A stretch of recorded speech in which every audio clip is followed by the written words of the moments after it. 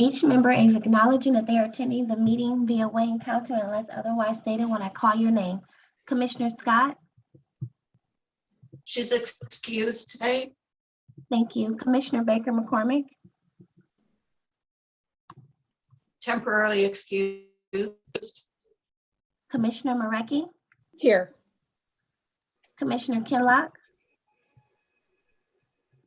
Temporarily excused. Commissioner Anderson, Present.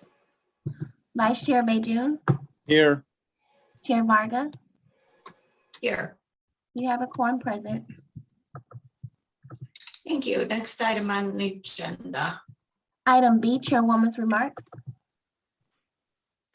I have none right now. Item C, budget presentation. We're moving to item Thank you. C1. Hello, teachers. Hi, I would like to call on Mark Abel, and Mark, take it away from here. Thank you, Madam Chair. Today is day 3 of the budget hearings. We are going to hear from the following departments: retirement, personnel, and the Department of Public Services, which is going to include parks, engineering, equipment, road maintenance, administration, and the environment. Presenting for retirement, we have Rob Gurdon online. Rob, do you want to introduce your team? Before we start, I'm really sorry. Would everyone please unmute them or mute yourself? Mute yourself. You will have to do it except for the commissioners and the speakers. Please, please. Just 1 second, Chair. Just 1 second, Chair Varga. Okay, I'm trying sorry. to mute everyone now.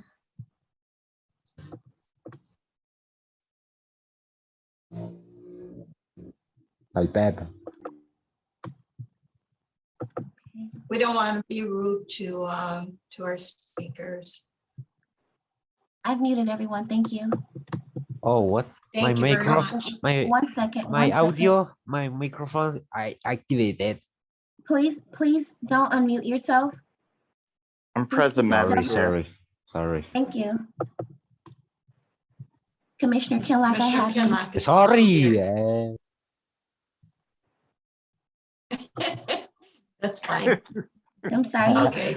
He just keeps unmuting himself. Ricardo, It came out. you're on. We hear you. Leave it that way. Okay, Rod, please introduce your team.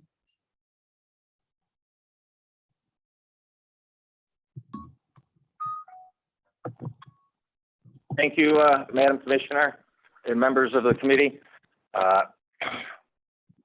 Would like to introduce Mike. Long life Saturn.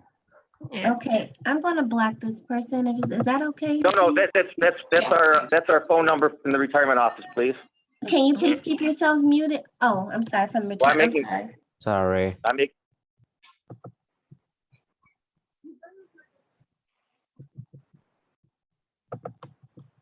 Are we ready?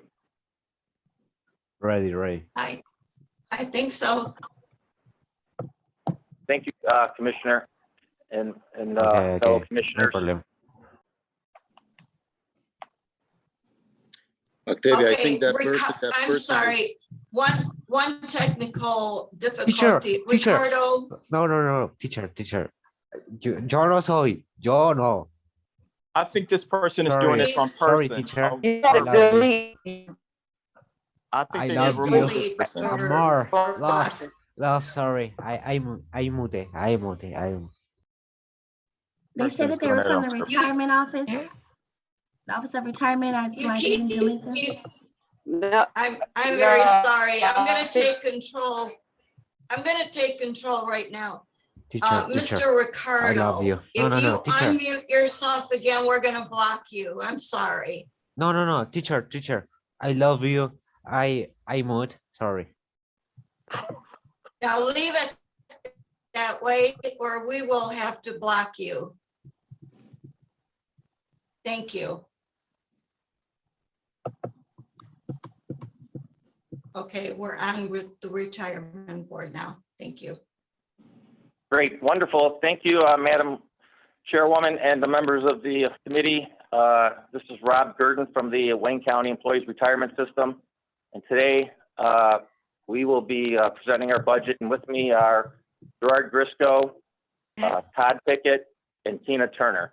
We'll be presenting over our telephone number because we're all sitting in our conference room working together so we don't have extra feedback on the meeting. But for simplicity's sake, I created a one-page summary, and I also presented our 10-year historical, and I'm prepared to go over just the summary, or I can go over the summary and the 10-year historical.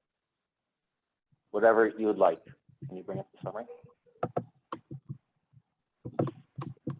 So, Whatever you're comfortable with, we're ready. okay, I'm going to start off with the summary, and so just to give you a snapshot from 9/30/20, the county funded ratio has increased to 65%. Our county unfunded liability number is approximately $471 million, which has gone down. We are using a 14-year amortization period. The Wayne County Airport Authority funded ratio has increased to 79%. That's up 2%. The Wayne County Airport Authority unfunded liability is down to $36.8 million. And we also use a 14-year amortization period for the airport. Madam Chair, that Yes. Ricardo line is a troll and he needs to be booted out. I'm sorry to Teacher, interrupt. I have the floor. What is the problem, bro? With I your was- permission, I Chair, was- I would like to block him. Yes, please This do. guy is trolling us. Please block him, Octavia. This guy is trolling us. Absolutely. I Sorry. agree. Yeah. I was just writing something in the chat box to do that.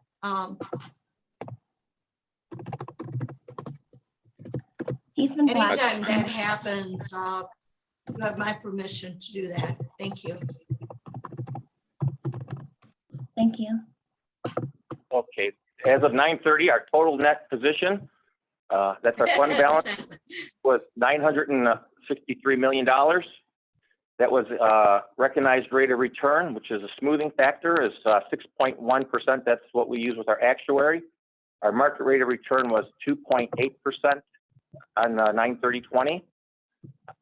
Through 6/30 of 21, we have a total net position of $1,170 million, and the market rate of return is 26.23% for the year. The county employer annual required contribution minimum would be $52 million, and the airport would be $6,375,000. So I'm happy to go into a full-blown review of the 10-year historical, or I'm prepared to answer questions, whatever the commission would like. Let's see if there are any questions by commissioners and our fiscal staff.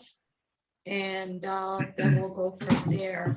Any questions from commissioners? Mark? Madam Chair, I'll wait until after the 10-year presentation.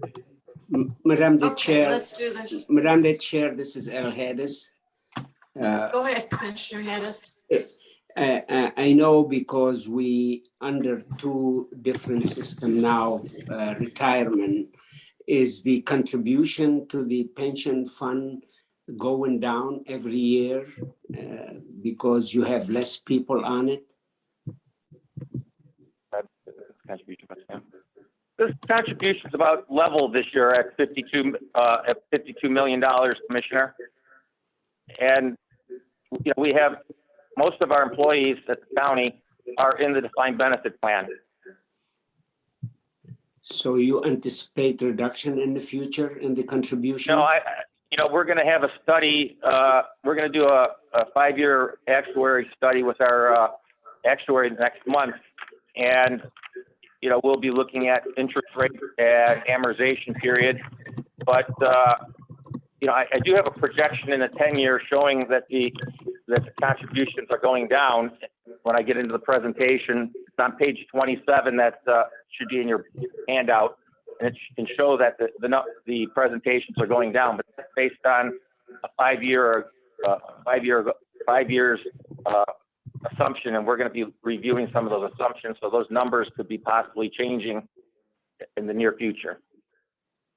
Thank you. Could you please state your name and your title for the record? Everyone who is Absolutely. going to be speaking from Yeah, this retirement. is, thank you. This is Executive Director Robert Burton for the Wayne County Employees Retirement System. And I'll be Thank you. doing most of the presentation today. Okay, Are we ready? go ahead, continue. Okay. So I just going to highlight a few items that and please, if you'd like to go over any comments on any of the pages that I have, I'm willing to stop or just go through everything and answer.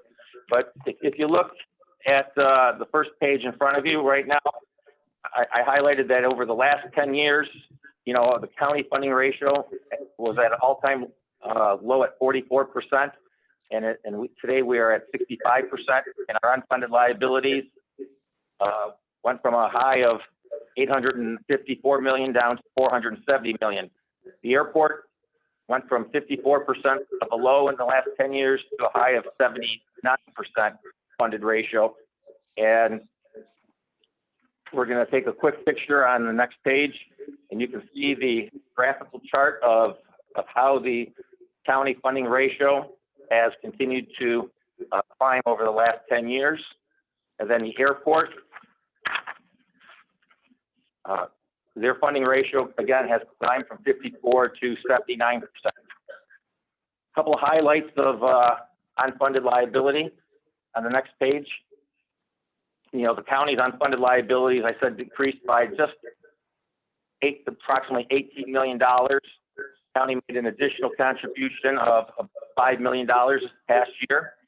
The airport's unfunded liabilities decreased by $2.8 million, and they made an additional contribution of $236,000.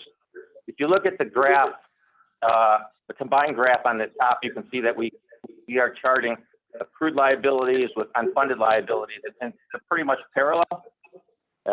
You look at the bottom chart, you can see how the counties continuing to follow that line, and the airport, their accrued liability has slightly gone up, and that's mostly because they've had some increased retirements to reorganize based on COVID and reduce some headcounts.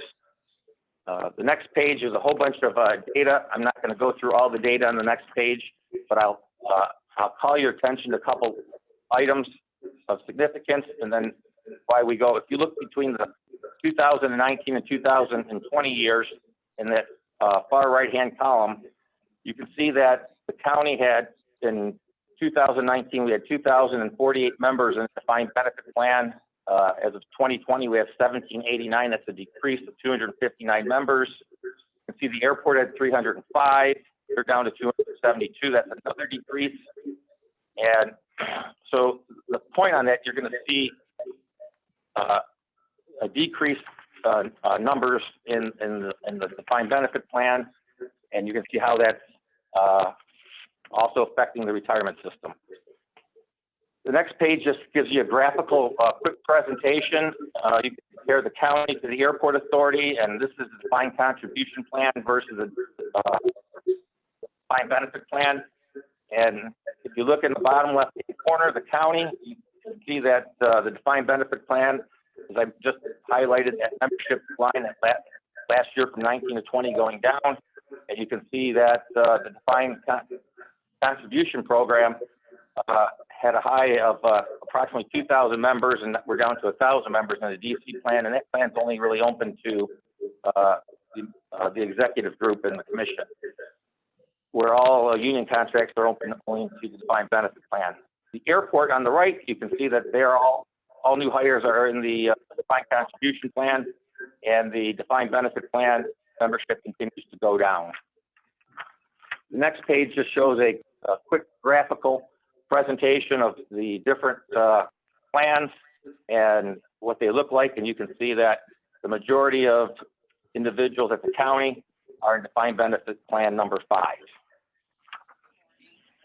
All right, I'll be back. I came earlier, but I'll be back probably around 11:30. Okay, so on page 10, Mute yourself, please. Okay. on page 10, I have a graph showing the unfunded liabilities versus the county plan. And you can see that over those 10 years, how the active membership has continued to decrease. And you can also see how the unfunded liabilities are decreasing. So those are good things for the plan with the unfunded liabilities going down. But also that means that there are less members contributing into the plan. If I take a quick look at page 11, a lot of detail again. I'm not going to go through all the detail, but I will be happy to answer questions. But you can see that this shows in the first column of the number of retired members. And if you look at between 19 and 20, we continue to have about the same amount of retirees for the county, 82 and 84. The airport went from 14 to 24, which was a pretty significant number. And then you can see what the average pensions were. So the average pension in 19 for the county was $32,700, and in 2020 it's $34,000. Now I have a nice little graph to show you that in the pages coming, but the amount of retirees that have been removed because of death continues to increase from 193 to 223 in 2020. If you look at the last column, the significance of the last column, you can see where the unfunded liabilities continue to go down, and our membership of 4,666 at the county retirees has gone down to 4,527. So that's a decrease of 139 members, and the airport, they went up, they have 23 new members. So what does all that data look like, and what does it mean? I put in some nice graphs in the next couple pages so that you don't have to really get all the data, but the data's there for you. You can see that I mentioned, I know it's a 10-year historical, but I wanted to show you, since we've been breaking out the airport for the last 7 years, the average annual pensions. And you can see the county pensions added in red. You can see the airport pensions added in purple, and how that tutorial looks. You look on the next page, 13, we have the defined benefit retirees added versus unfunded liabilities. Again, I keep talking about how our unfunded liabilities, that's what we need. We need to keep dropping that down, and that's in the red line. And you're going to see a lot of graphs on unfunded liabilities. And you can see how how retirees were added. And so you can sort of see how that relationship looks. We go to the next page. I wanted to show you how the county fund looks versus the airport. And you can see that it's flat on the left for the county from years 19 and 20. So it's relatively, flat on the amount of retirees that were added. We went from 84 to 82. And you can see that the airport had an increase of 10 retirees. So you can see their line spiking when it's broken out in more detail. I take page 15. It's retired members and beneficiaries added and removed. We'll have some analysis with this chart, but I'll call attention that in 2011 the average pension was $23,145. At the end of the year, the average pension is $27,490. So that's about an increase of 18%. And we'll do some data analysis with on the next couple pages of the graphs. So if you look on page 16. I'm sorry, could we stop right there for a minute, Commissioner Maraki? Thank you, Madam Chair. I was disrupted a couple times in my home here, and I might have missed this. How about the new employees that are coming into the county that aren't from the administration or the commission? What plan are they in when they come in, the new hires? Yes, all union employees are coming in into defined benefit plan 5. Okay, they're all, okay, thank you, that's it. You're welcome. All right, thanks. Go ahead, I'm sorry. Oh, my pleasure. Continue. Page 16 is a snapshot of, as I mentioned, just, the data on the previous page.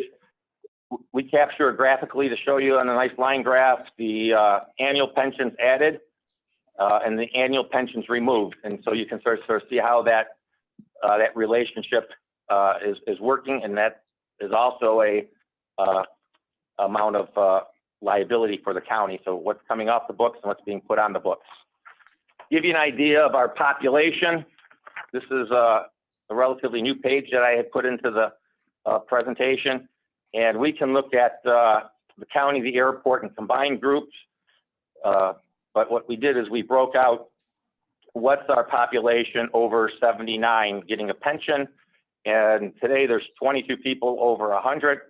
There's 121 people between 95 and 99. And there's 282 people between 90 and 94.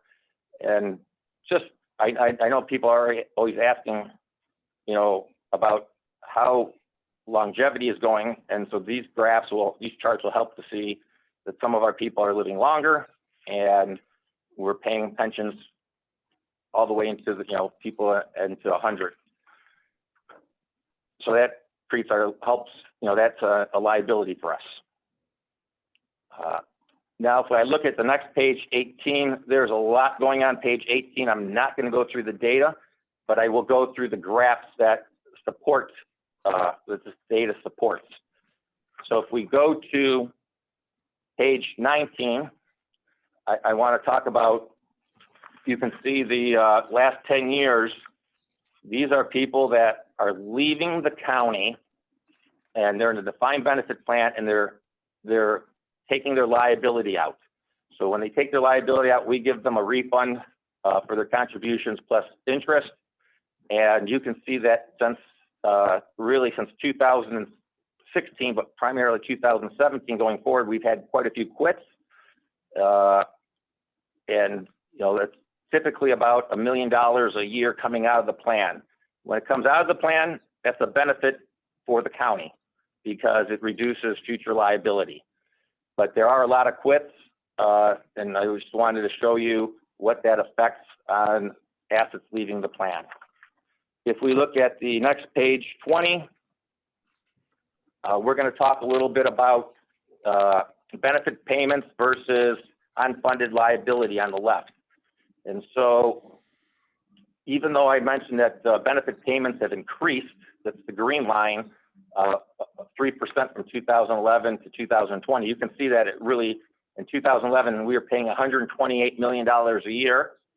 In 2016, it spiked to 137 million. And today we're paying about 132 million. So you can see that the payments have decreased out of the retirement system, and they're continuing to go down. You can see how those payments directly relate with our unfunded liability. And both lines are downward sloping to the right. If we look at benefit payments on the right graph versus accrued liabilities, you can see the same chart in the green line on benefit payments. And now we can look at accrued liabilities, and you see that you see how the accrued liabilities in 2015 went down very drastically, and that was when the change came in to all the defined benefit plans. And so you can see that that big jump of accrued liability going down, and then it's continuing to go on a downward angle. Again, that shows that the pension plan continues to get healthier. If we look at page 21, ending market value of net position versus benefit payments. So this is, the blue line is how many assets are in the plan to pay pensions. And you can see that the blue line with the axis on the left, that the fund assets have grown over the last 10 years. And you can see that even though benefit payments spiking and slightly going down, you can see that we've been paying benefits and that we've been able to grow our market value. And I gave you a little snapshot when I first came up to tell you that today, our net position is $1,170 million. So it continues to grow the pension fund. Now, we can't talk about the pension fund without talking about some we talked about membership. Let's talk about investment gains and losses. So on page 22, in yellow is the last 10 years of actual returns. And you can see that just this 9 months for 2021, you can see how the market has really roared this year, and it's and where our investment gains are. We have strong gains in the pipeline. So how does that affect the pension system? If we go to page 23, you'll see a blue line and a yellow line. The yellow line is our year-to-year market rate return over the last 10 years. And the blue line is what we call the smoothed recognized rate of return. That's what we use with the actuary to calculate the pension. So we take out the volatility of the peaks and valleys, and so you see more of a best fit line going through. And that's how we value the pension fund with the recognized rate of return. If we look now to page 24, okay, these are contributions to finance a defined benefit plan. Again, I'm not going to go through all the detail, it's here, but we'll go through a couple graphs on the next page. And what you'll see is employer contributions to finance the defined benefit plans. So this will show that in the red chart that, this is the county ARC. This is what the county pays year over year. You can see what the airport has been paying. And so what we have, this is graphically about the employer contributions that have come into the plan over the last 10 years. If we flip over, we're going to break this out in a little bit of detail and be specific between the county and the airport. On page 26, what we want to show you is that the green line, again, is our benefit payments. I told you it was going down. It's not as drastically shown based on these axes, but what you can see is that the county contributions over the last 10 years have been significant coming into the plan. And, if you look at 2018, we had more contributions into the plan than we had in benefit payments. And that's really helped us to grow plan assets. And you can see in 19 and 20, when the commissioner Hayes asked me about where the funding level earlier has been, you can see that, it's pretty level. The last 2 years, 19 and 20, of what the county has contributed, 62 million in 19, 57 million in 20. And this year, we're asking for just around $53 million. We go to the next page, page 27. This is a forecast based on where we're at. On the left, the actual, and then on the right side, 21 through 38 projection. And those projections are based on our last 5-year experience study. I mentioned that we will be having a 5-year experience study completed sometime this year. And so our projections are going to change. For next year, you'll see an updated projections. Somebody may ask, why are there 50? You tell me there's 14 years, but I see 15 graphs. Well, 14 years because we're doing our fiscal year 2022, and this is capturing the 2021. So if you look at page 28, we did the same analysis for the airport, and you can see the benefit payments in the green line, and you can see the contributions for the airport. So the airport funding level is higher, but you can see that they contribute more money into the plan based on payroll, and so that helps their unfunded liability grow more healthier. Okay, so if we look at page 29, just a little chart talks about unfunded, actually accrued liability per active member. So if we look at the county, is the red line, and you can see from 19 to 20, and you can say, well, it's been going down, and then 20, it's gone up. Well, it went up because, again, we have 259 less members in the defined benefit plan in 20, so that value shows we have less members contributing into the plan. There may be more contributions potentially from the county.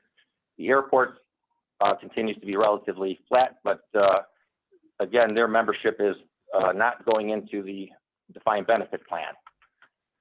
Lastly, we want to talk about contributions. So how is this contribution? I keep talking about $52 million that the county's got to put in.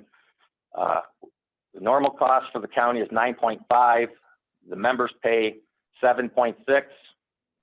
That means the county has to, they have a 1.9% to pay for the normal for a benefit year for the current cost of the membership.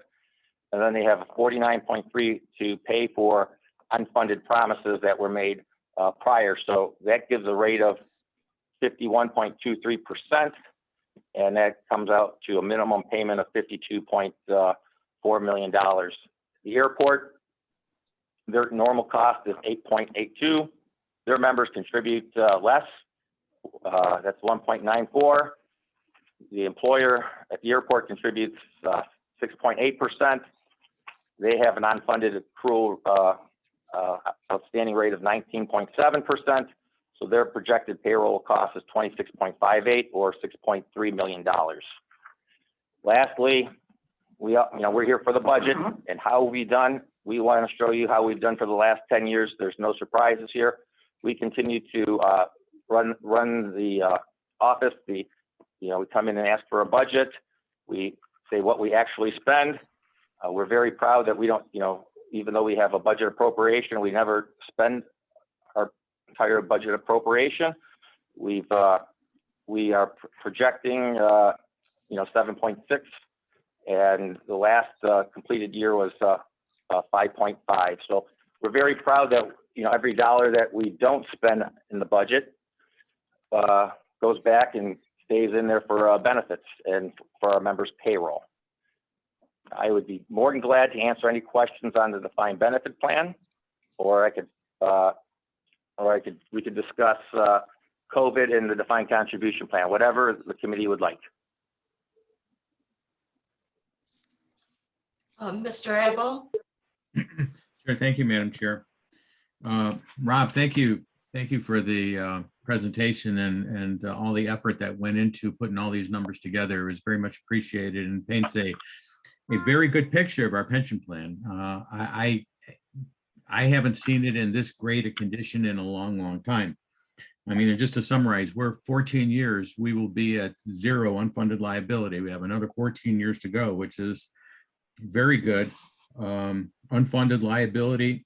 I mean, when you talk about $853 million in 2013, and now we're down to $470 million. And that includes $124 million in additional payments since 2016 and a $52 million arc. To me, that's all just phenomenal. But I keep on reading, and sometimes, maybe this is just actuarial speak. But when you look at the actuarial report, and I'll read a portion of it, they say assets in the plan are not sufficient to cover 100% of current retiree liabilities. The ratio of assets to market value to retiree benefit payroll is 6.8, which means that approximately 7 years of retiree benefit payments can be paid from current assets. The ability to make such payments beyond 7 years is heavily dependent on future contributions and future investment return. And to me, that's not given enough emphasis. I mean, if we're going to run out of money in 6.8 years, it means that we're getting no investment earnings and there's nothing coming in from the county, when the county has been the most reliable source of revenue for the system ever. I mean, how do you react to that? I mean, because I think that we're in the best shape that we've ever been, but we continue to hear from our actuaries to fund more when the county has significant other issues that need to be dealt with. And if I was advising, I would say, I think that we should not fund anymore at this point in time. The retirement system is in great shape. In 14 years, it'll be totally funded. So to answer your question, yes, Mark, the actuary has standards that they have to record in their documents, just like our CPA firm has to put certain analysis in our CAPR in our statements. So one of the statements that the actuary has to look at, and they say, hey, if there's no more money coming in, there was no earnings, how long would the assets last? So that's they have that every actuary report, Wayne County, Oakland County, Macomb County, state of Michigan. So that's just the actuary standard. As we talked about on page 26 about, the county putting in, and you're correct, the county's put in, continues to put in, and they're funding their portion every year. And, we're getting healthier, and, we do need the minimum payment that's required by law, but, we are getting healthier. And, I think, if then the actuary says, hey, they would like more money, sure, that's the way the actuary is going to look. They want to make sure that the system's always at 100%. Yeah, I know. And they're always going to be pushing for full funding next year. I get that. My point is, and I just want to really make this point is that if there's no investment earnings and the county can't make those contributions, then as a county, as a country, as a world, we've got more serious problems than funding the pension plan, because that to me would be extremely serious if that situation ever occurred. And that's basically my point. But there was an opportunity by the pension board years ago. There was a discussion about the county loaning Wickers some money, perhaps around $50 million, and let them earn it at the interest rate. And $50 million at 7.25% would earn about $3.6 million, where it was, if it was left with the county, it would be $125,000. I know that was rejected, but it may come up again. What would be the rationale for not accepting an opportunity like that? Well, Mark, I thought that was an interesting proposal, and we tried to implement it with your assistance and hopefully through Corporation Council. But unfortunately, there were some discussions about trust law and some other items that we never got through. And what would happen if we had a flat year? I know that the last 9 years have all been great in the investment return, but there's always a chance of loss. And so we could never get to the answer of what would happen if we had a year that we incurred losses. So that was, that sort of, we never were able to get through that hurdle about losses. So, I'm again willing to sit down and discuss with anybody, but the pension fund can't make up losses. Well, but the county is ultimately responsible for any unfunded or for any loss. If there's a gain, it benefits the county in the form of the unfunded liability. If there's a loss, the county has to pay for it going forward in the unfunded liability. So I think that there's an opportunity there, and if it's brought forward, I think that we should probably give it some serious consideration. Earning $125,000 a year on our pooled cash of, let's say, 50 million, versus earning $3.6 million, which again contributes to reducing the unfunded liability, is a significant amount of money. I don't disagree. I think you and I have agreed on this for the last several years. Okay. Thank you.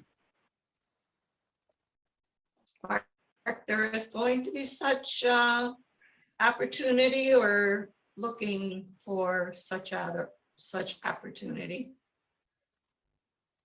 I'm sorry, Madam Chair, was that a question? Yeah. Do you think there is another opportunity like that coming? The opportunity always exists, and I know that the administration is currently evaluating making that proposal again to the retirement system.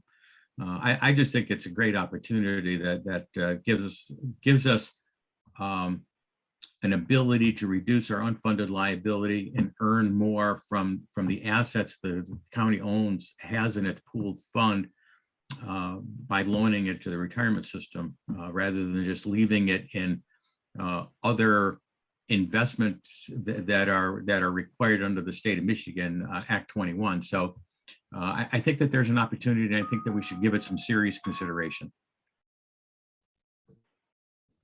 That would be awesome. Thank you very much. Commissioner, I have two commissioners, Commissioner Baker McCormick and Commissioner Kinlock. Commissioner Baker McCormick.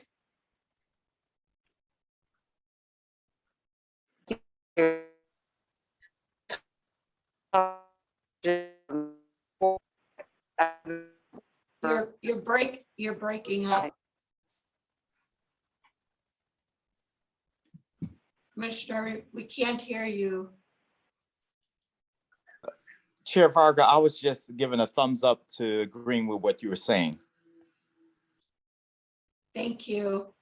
Commissioner McCormick, you there? You're on mute. So You're on I was mute. asked, Okay.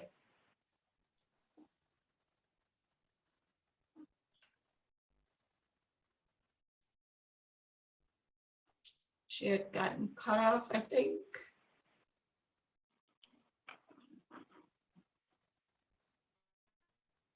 Okay, we'll continue, and then when Commissioner McCormick gets back online, then she can ask her question. Thank you. I'm This is a sorry. really, really good Can you hear me now? presentation. I can hear you now. Okay, I'm sorry about that. If I go out again, then I'll yield. Based on the historical information that you just gave in budget, where your actual spending was under what you budgeted from, I think it was like 7 million, then it was 6 million, down to 5 million. What makes your budget fluctuate in that matter? Thank you, Commissioner. I'm going to put the chart back up, which was page 31 for those that have the presentation with them. But our actual budget has several things that can affect our budget.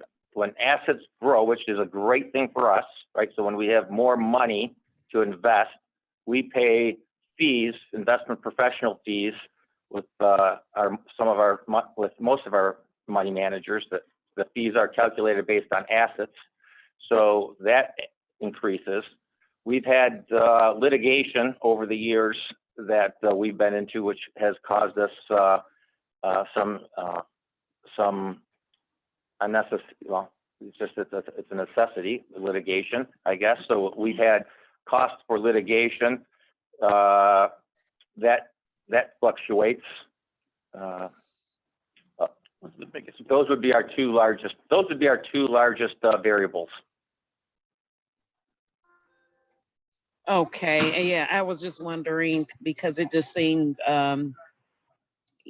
that from $2 million to $1 million a year. But if that's I guess the cost you're saying to do business. So, okay, thank you. Thank you, Commissioner Killa. Yes, thank you, Madam Chair. My question is, as you know, I'm new on the commission, but I'm familiar with a number of the challenges that the county went through a few years ago. And one of the things that continue to circulate around the community, and especially with county retirees, is the fact that there was a reduction in benefits that or financial benefits for the retirees. And as we all understand that we have to protect our retirees because their ability to generate future revenue and future dollars are very limited, and it doesn't exist for many folks. As we're seeing these brighter days on the horizon, as far as the pension being funded, is there any conversation or any thought, or is there any practical way of talking about restoring any previous pension losses that may have occurred to retirees in the past? Okay, so I'm just going to rephrase your question. So retirees really, once a person retired, nobody at the county has ever had their benefit reduced once they retired.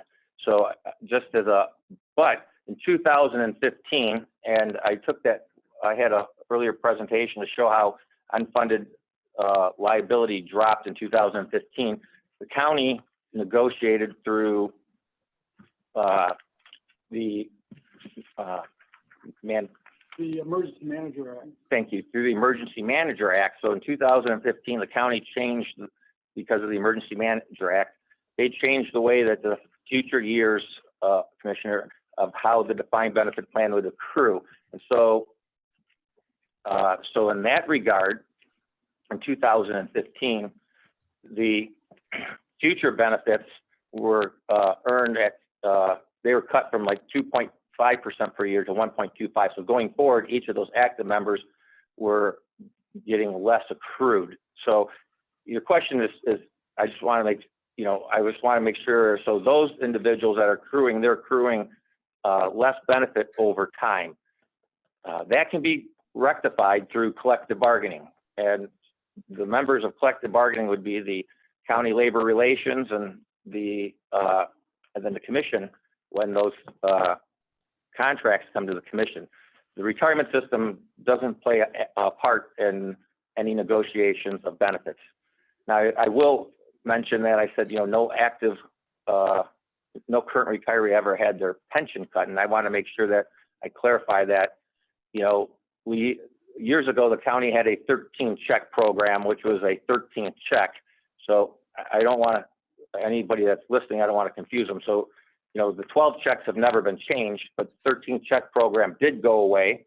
And so some people could say, well, Mr. Gurdon, I got less money because I'm not getting a 13th check. So I just wanted to be clear about. I think that's the program. Yeah, the 13th check. That's what, yes, a lot of people have been talking about over the years. Yes. Okay, so that 13th check program was established by ordinance through the county commission, and it was changed by ordinance of the county commission. So it could come back if the county commission changed the ordinance to allow it. But right now, there's no provision for the 13th check. So we follow the retirement ordinance, and so that benefit was eliminated by the benefits ordinance. Thank you. You're welcome. If that came back by ordinance, it would add to our liabilities, correct? Yes. Correct. Would you please explain how that would work? Say that the retirees would get $10 more per month or whatever it is. Chairman Varga, the 13th check, to- the 13th check took the earnings of the system beyond the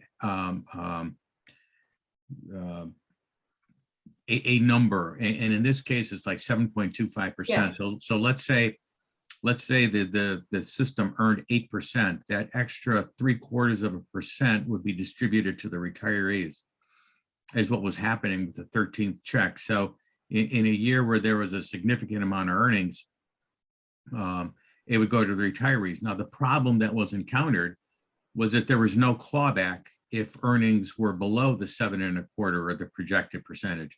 So if the earnings were below 7.25%, nothing ever came back. And the system is designed to earn an average of 7.25%. So you get actuarial gains and actuarial losses, and an average of 7.25%. When the 13th check was in place, there was no way for the system to earn that 7.25 because all the excess went to the retirees, and any reduction was ultimately to be funded by the counties. So the situation and the problem didn't work. It just continued to add to our unfunded liability.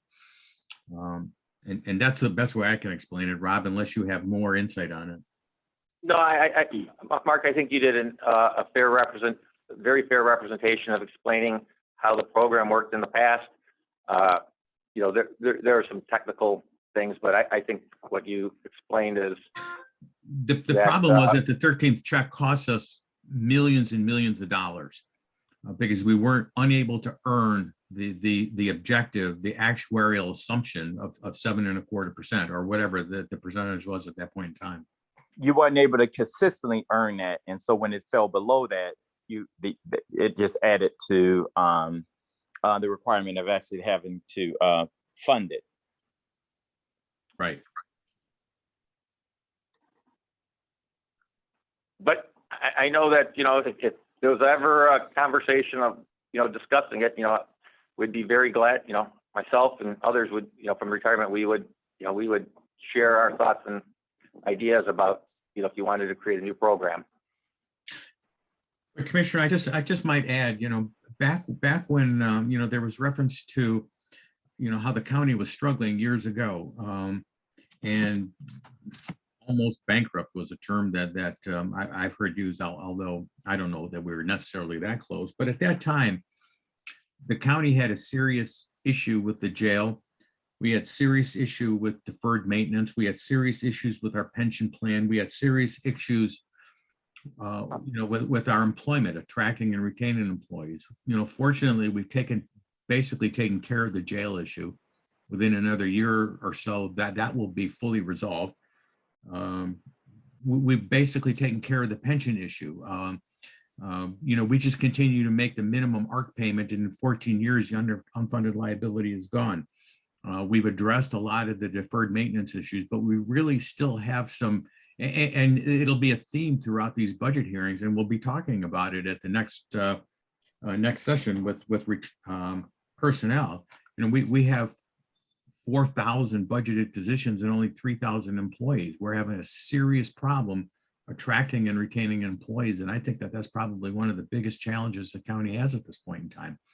So with the resources that we have, I think that we have to prioritize them. I understand. And the key thing is I have watched the county over the years, and you have to take your hat off to the work that has been done under the current leadership, because I'm telling you, like you said, there were a whole bunch of different issues that continue to be ignored. And so, we're hearing about balanced budgets and monies and surpluses and fund balances and all those things there. But I still think that we're, as a county and as a country, we're at a delicate moment as far as where our economy is. So I absolutely agree that we have to prioritize, and I'm going to continue to champion making sure that we compensate our employees fairly. And I've been talking to our chair and committee chair and the executive about ways that we can hurry and get to the point of being able to fairly compensate folks for all the hard work that they do. Well said. The problem becomes is that we need to compensate those employees actually to attract 1,000 employees, where that's going to cost us money. And so we have to figure out where to divide our money. And that is the reason a few years ago, we gave the retirees, some of the retirees, a one-time little stipend, which was not very much, but it was helpful. And they're looking for it every year again. But if we're going to do something, I really do believe that we ought to do it thoughtfully, and we ought to do it consistently. And we should perhaps, instead of doing it 1 year at a time in a budget where we can't do it every year, because then it does add to our liability, create a program that is sustainable, whether it's $2, whether it's $5, or whatever that we feel that we can spare, but have a program that is sustainable. And yes, I would be very interested in listening to everyone to see how we could create such a thing, so we would not have to do it every year. So they would have something consistently looking forward to. So if we can't get it into this budget, I would very much be interested in doing something by perhaps ordinance for the future. Does that make sense, Commissioner Kinlock?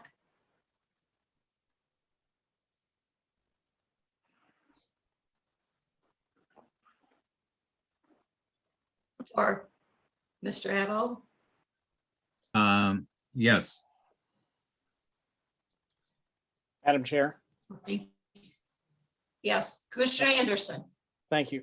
I just, I agree with the sensibility of making sure it's something that is sustainable and doesn't affect long-term goals of the county to get itself in a better position with employees, current employees. We do need to work on some options that the commission could look at and to see it, and does it necessarily have to be a 13th check? I mean, the terms of that created that, I'm quite honestly not familiar with what actually created the reason for the creation of the 13th check. I mean, I understand it was compensation in some way, but the formula for that, I mean, maybe something that we look at how the formula works and that requires a certain payment. But anyway, I think it's a good idea to proceed with caution, and that one of the big priorities that we hear all the time is the shortage of personnel, whether it be in the sheriff's department or it be in DPS employees. We all know that we're far short of what we need to do the job for the citizens of the county. And so we have to, have a balance there. That's what I'm saying. But thank you. Thank you. I wasn't pushing that particular item in this budget, but I am committed to working on something longer term and something that might be beneficial, and we don't have to come to the table every time. So I'm glad we have a little bit of consensus on that. I will contact Mr. Yee and see if maybe we can start conversation on what maybe, and the executive to see how we might want to deal with that later. But in this budget, we really need to do the current employees to be able to get some more on board, including our own staffing. And so, yeah. Thank you very much. It was a very good report. Any other commissioners have any questions? Madam Chair. Do you have anything additional? Yes, Commissioner Anderson. One follow-up, what I meant to also touch on was the bargaining. It was mentioned that bargaining, contract bargaining that takes place, between the county and the employees, and I would assume that the retirees have a seat at the table in that negotiation. And because I know certainly UAW and most other unions do something for the retirees periodically. It doesn't happen in every contract where they get an increase, but it is it's something that is most times on the table, whether or not to increase pensions in some way. But anyway, just throw that out there, that I think that might be another avenue for them to proceed with. I could be wrong, but I don't think all the retirees can sit at the table. Am I wrong? For asking for raises for the bargaining units. Chart. I would say no, retirees don't have a seat at the table. Yeah, that's what I figured. Yeah, that's the issue. Once they retire, and since since the lawsuits and all the things of the past, it really has hurt our retirees, and there is no other way for them to get any increase unless it is given by the commission, I believe. Am I correct? Yes. Correct. Okay. Which makes it really difficult for them, and that's why they keep coming back to us year after year with proposals. Okay. Mr. Abel, is there anything else that I have not covered? No, Madam Chair. Next item on our agenda is personnel. Okay. Thank you to everyone in the retirement system. You're doing a great job. Keep it up. Next. Thank you.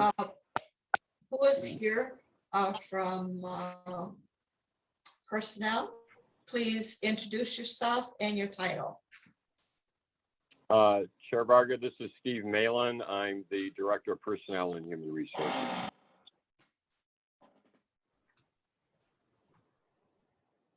Okay.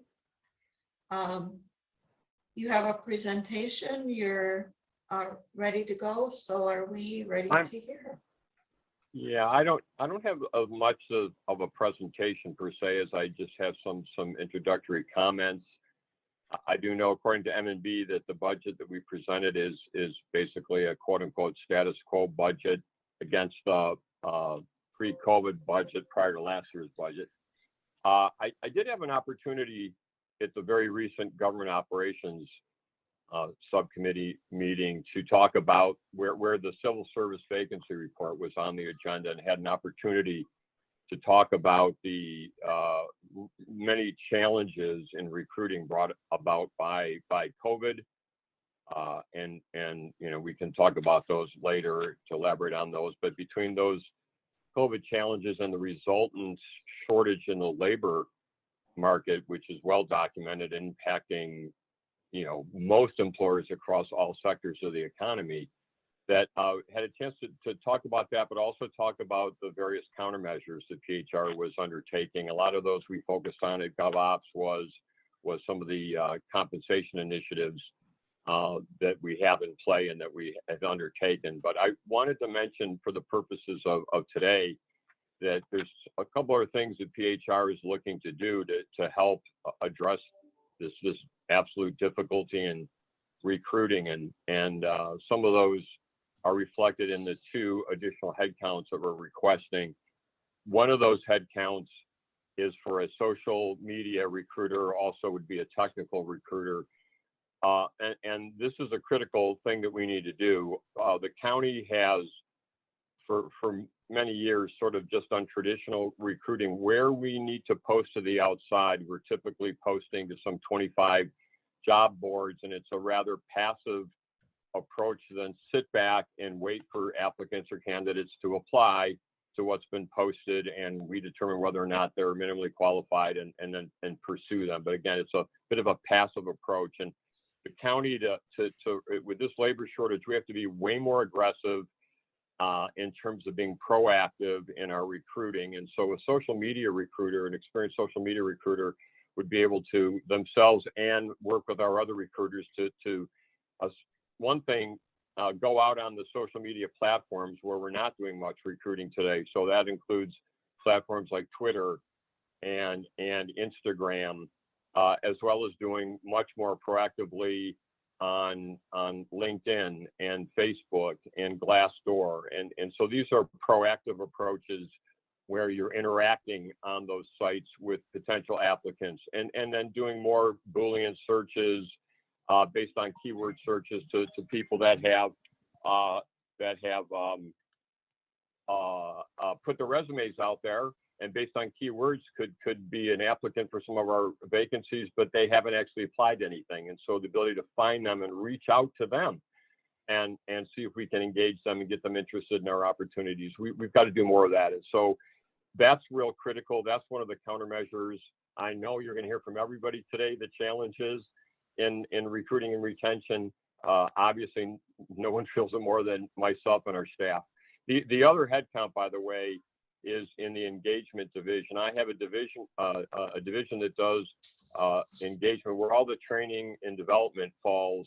It's headed by one division top, Heidi Barson, and she has one staff member, Cassandra Kurt, and they do a great job. But as we continue to do more with Wayne State University and we bring back on stream some robust on-demand computer-based training and so on in this next budget, we need another a second staff member in that division that would focus on training and development, be another resource for succession planning, which is another initiative. So I just wanted to take a second to elaborate on why we needed those additional headcounts and how they fit into some of the countermeasures that we're taking to help combat this issue of our recruiting challenges. So, but with that, I know we're behind schedule.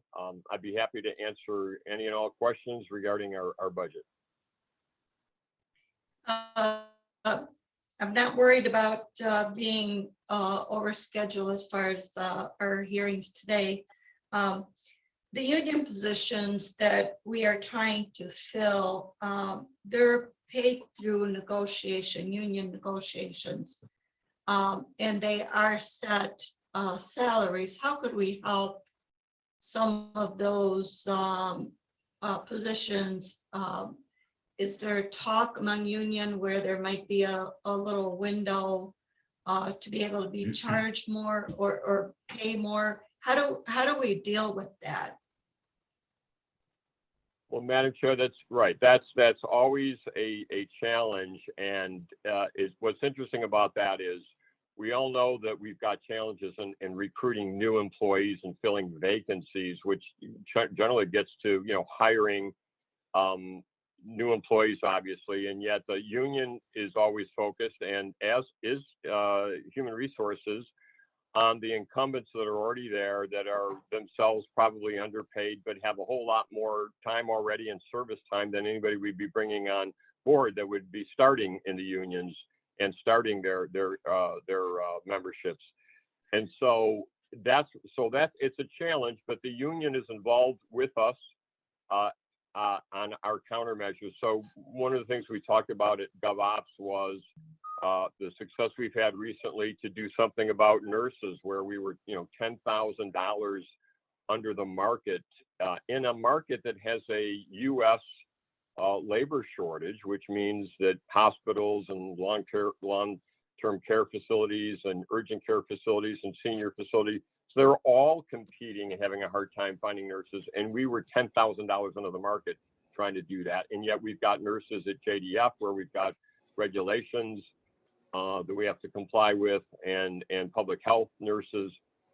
And so it's a combination of both going out to the market, figuring out what we need to do to hire competitively, but you've got to do something with all your incumbents. And so we've done it recently with nurses and with court clerks. And right now, as you all know, we're landing on an emergency basis, a very successfully negotiated that just got ratified Sunday for juvenile detention specialists, where we worked with major proposals that not only look to hire at higher levels, but build in career paths, building in classifications and job families, which also allows current incumbents to map to higher level jobs and get promoted right away. But we work on all that, then we've got to take it to M&B, it's got to be costed out. We have to then go and get approval from the CEO's office, and we have to start negotiating, to your point, Madam Chair, and we have to start negotiating with the union. And we've been doing that, and we've been successful, and it's going to allow us both to, and it impacts attraction and retention, which is another thing we hear a lot about. So by being able to address incumbents and get them more money and get them a career path and a line of sight to future movement, and as well as now go out to the marketplace and hire at increased hiring rates. It all works together, but it also costs a lot of money. These initiatives are, $1 million initiatives at the end of the day, when you look at all the adjustments to the incumbents to then be able to go out and fill some of these vacancies. And so it's expensive, it takes money. And in the past, we didn't have it. And the CEO's office has made some funds available for HR and LR to go out and look at our most pressing positions and take these sort of countermeasures. And I can tell you, it was great to address this with nurses and court clerks. I know that Judge Kinney had called Judge Kaufman before he retired and said basically that their, courts operations are being, they can't operate effectively because of the shortage in court clerks. Juvenile detention specialist, as you all know, has, again, state compliance and regulations, and we haven't been able to fill vacancies. PSMWs and clerical specialists are right around the corner. We've got to look at those jobs. And a lot of this is impacted by the pandemic. If you look at something like PSMW's public sector, public service maintenance workers, where we have over 102 incumbents, but we've now got something like 70 vacancies. And I think everybody will be able to relate to this. These, the road workers, they have commercial driver licenses, CDLs, to drive their trucks to their hard labor jobs. And because of the explosion in online shopping, there's been a critical need for delivery drivers, and delivery drivers also need CDLs. And so the Amazon Prime drivers and everybody you see out there doing delivery driving, they've had to compete for that labor. There's a war going on for them. So they're paying much higher rates for those CDL holders for jobs that don't involve any hard labor. And so now all of a sudden we're having a very, very difficult time recruiting. And so it's going to be a combination, again, of finding money to do something about hiring at higher levels, finding money to put towards incumbents, as well as doing a better job of being aggressive in our recruiting and reaching out to folks and doing a little more selling than we've had to do in the past about joining the county and public sector work. And so it was interesting listening to Rob Burton, in his great presentation on the retirement system. And I agree, we're in great fiscal shape on those. But as everybody talks about, what we can do to spend money on retirees, just know that for, every dollar we spend, the county's got to figure out where that money's got to go. Is that going to go into benefits for current employees? Is it going to go to compensation for current employees? Is it going to go to retirees? Those are hard decisions that have to be made. But so everything that we're doing, Chair Varga, is ultimately, as I said, we've got to do the hard work on looking at the labor market and doing all the costing and coming up with proposals and working with the departments to see if it meets their needs, and then negotiating with the union and settling in on final proposals, which has worked great. The unions have been great working with us and getting those ratified and move forward. And we think that will only help. But as you know, there are a lot of hard to recruit positions at the county. And, I mentioned clerical specialists next, but there's auditors that we have a hard time recruiting, paralegals. I mean, I could go on and on with a handful of jobs that are really, really hard to recruit, that are negatively impacting our ability to deliver services to the citizens of Wayne County. Have you looked at, with the unions, have you looked at merging positions maybe in order for classifications, in order to elevate some of the current employees? Well, in other words, if two people are doing similar, but one is a little higher, one is a little lower, if we merge them or talk about that kind of stuff. That's certainly a good suggestion, and we've talked about it before in terms of doing a deeper dive into the number of classifications we have and where there's some overlap or redundant. We have, honestly, to answer your question, we haven't really done a deep dive on that. Another thing the county's done is to reach out to a consultant, Siegel, through an RFP effort that was led by Aaron Wagner in procurement and Huey Newsom, our CFO, and myself.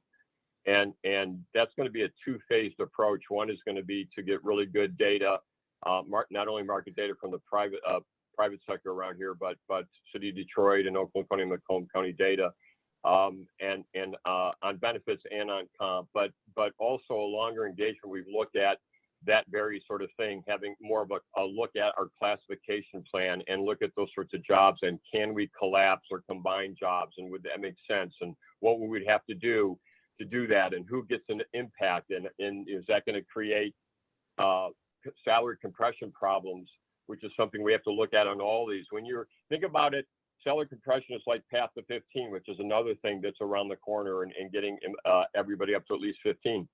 Well, you have some jobs out there that are paying $13 an hour, and some jobs are paying $15.50, and there's a differential for a reason. But when you take that person making 13 and you give them 15 immediately, now that job is only a 15 cents differential from the job that was paying 50 cents more. And so the question that's the kind of compression problem, but that's not even as hard as when we're trying to fix someone, they're leapfrogging someone that would be paid above them, because we're adjusting pay to a certain grade, and other people in other classifications the same grade are now being paid less. So that's a lot of the sort of analysis that has to go into doing any of these sorts of adjustments to address those salary compression issues. And so first we've been trying to tackle that, but yes, that sort of approach to, can we combine, can we collapse, will that help, how do we address that? That's sort of like a second phase of that consultant engagement that we're just now finalizing, and hasn't started yet, but we'll be starting soon. Sounds good.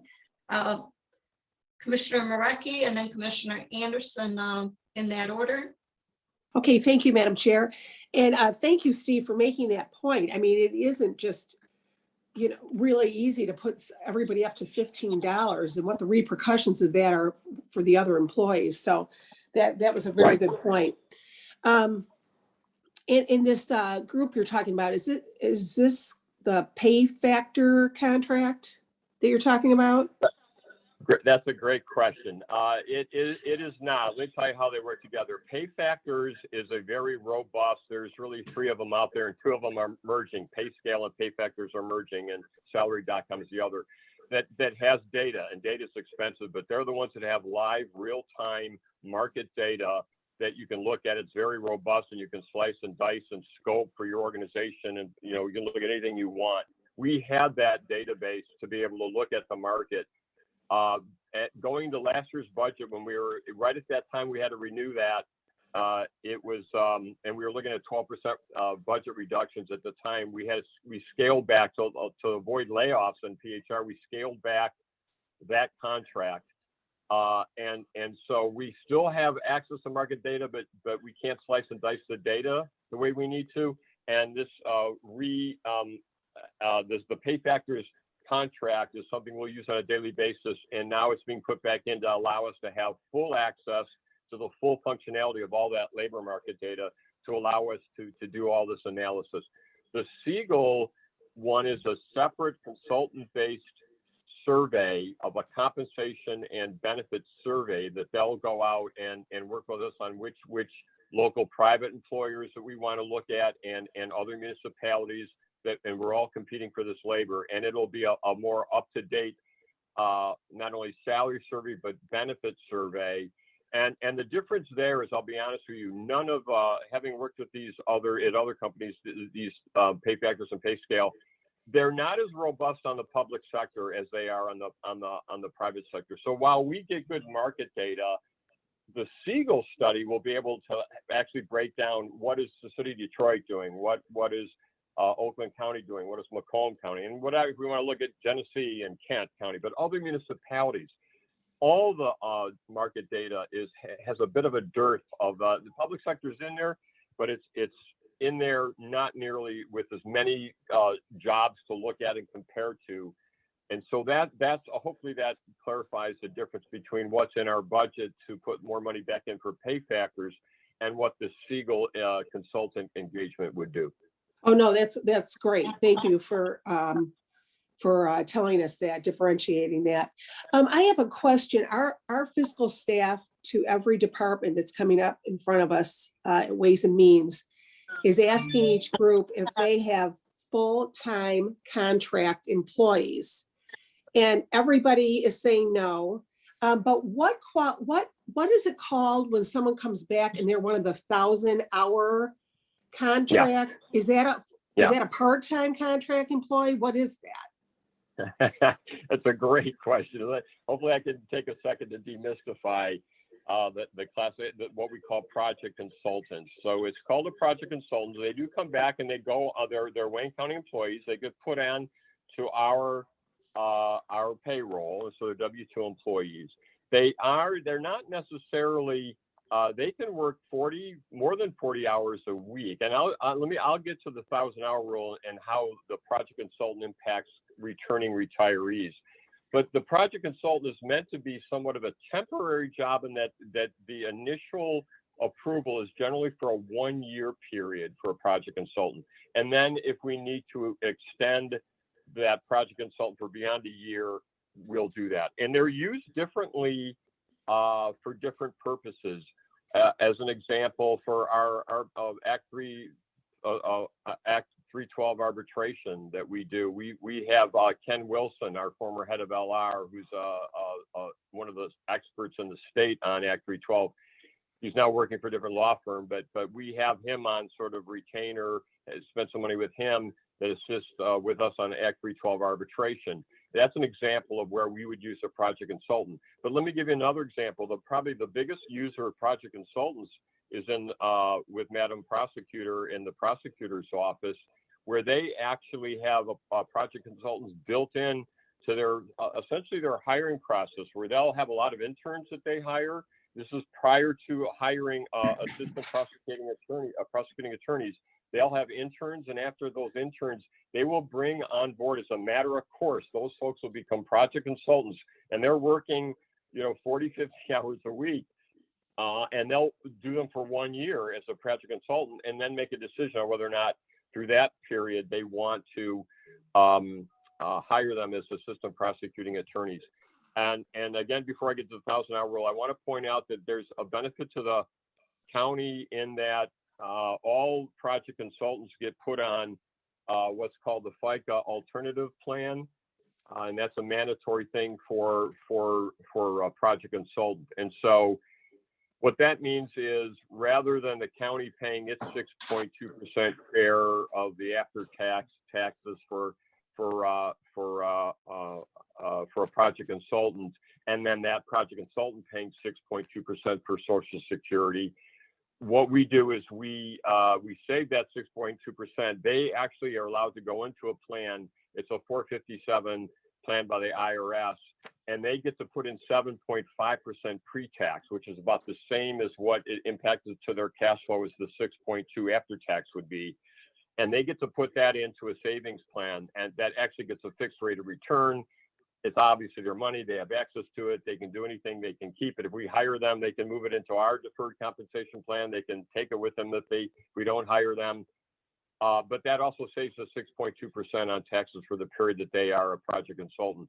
Also, they are, if they're working less than 30 hours a week, they don't have to be offered an ACA, Affordable Care Act, AKA Obamacare. They don't have to be offered an ACA compliant plan for the ACA, but anybody working more than 32 hours a week does have to be offered a plan. But that's paid for by them. It's considered a minimum value ACA compliant plan that's more like skeleton coverage. And a lot of them don't really need benefits, but that's also, they do get offered benefits if they're working more than 30 hours, and a lot of them are. There are about 200, and the last report I saw showed about 244 project consultants around the county, but that also had a mix of some temporary police officers and some some of the seasonal election clerks that were in there that I don't know if you'd really call them project consultants per se. They're just really seasonal, and some temporaries that were in there. So the pure project consultants are going to be somewhere between probably 200, but probably somewhere between 200 and maybe 230 project consultants. And I'm going to address those. So the biggest users, the prosecutor's office, the sheriff's office has about 49 of them. The county clerk's office has about 46 6 of them. Treasurer's office has about 14 project consultants. They're around, and everybody's, you know, M&B's got about 5, PHR's got 2. There's a handful of them around. Now, here's where the 1,000-hour rule comes into play. So project consultant is just what I described. However, when we bring back a returning retiree to the county, think Kevin Haney, think Bill Bantam and DPS, you know, where there's a critical need and we really want to bring back someone who's worked for the county, who's retired.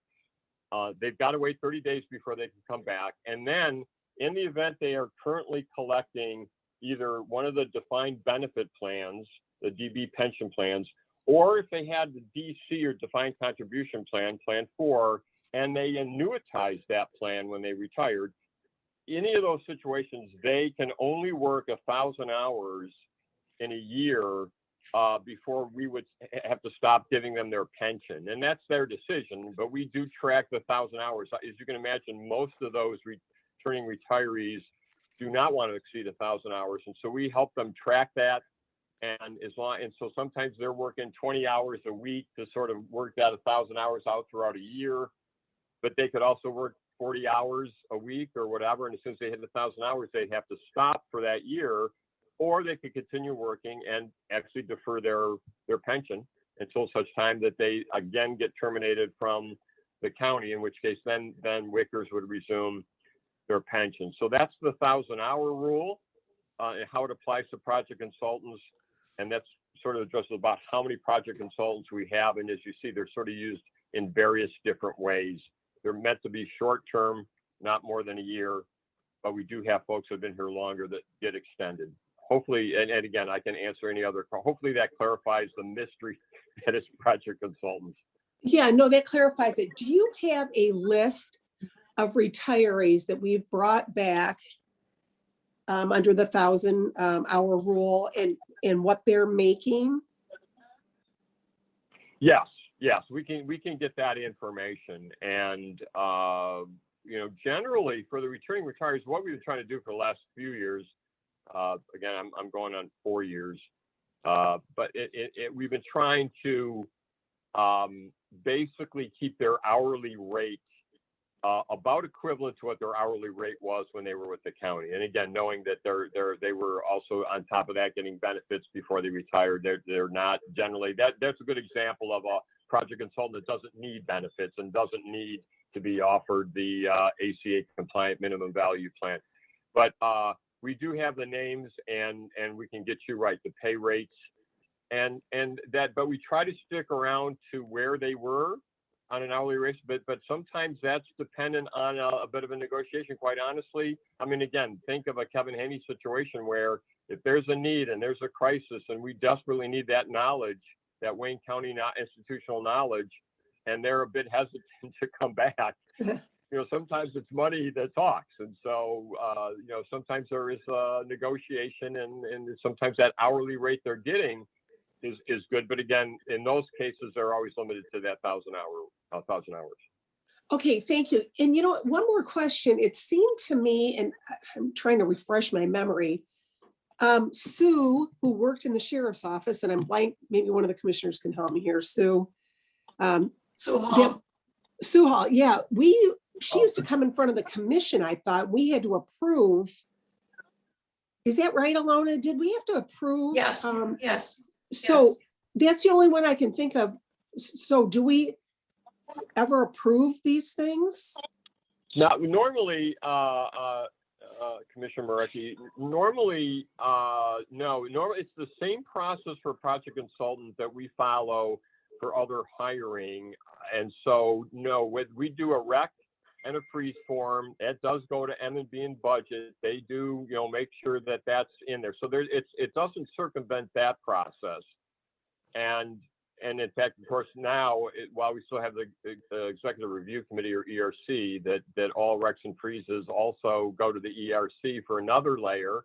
And right now, the ERC has got that delegated authority to CFO Newsom, unless we have to meet as a committee of the whole, which isn't as often. And so there is all those safeguards in that process to make sure that we are following, you know, all the rules. But no, there's no requirement necessarily to bring every single project consultant in front of the commission for approval. And now, maybe there was some circumstances that necessitated a commission approval, but by and large, it's just the normal hiring process that does include M&B and budget and recs and freezes that all have to get approved. Okay, yeah, I wonder what that was then, because I think she was here before you were, so you probably don't recall that. I joined in 2017. She was just leaving the sheriff's office when I joined. She was at home. Yep. I think that was different for her. Felicia Johnson, our attorney. Can you I can chime in answer on that. Sue had an LLC. She had a contract with us. Right.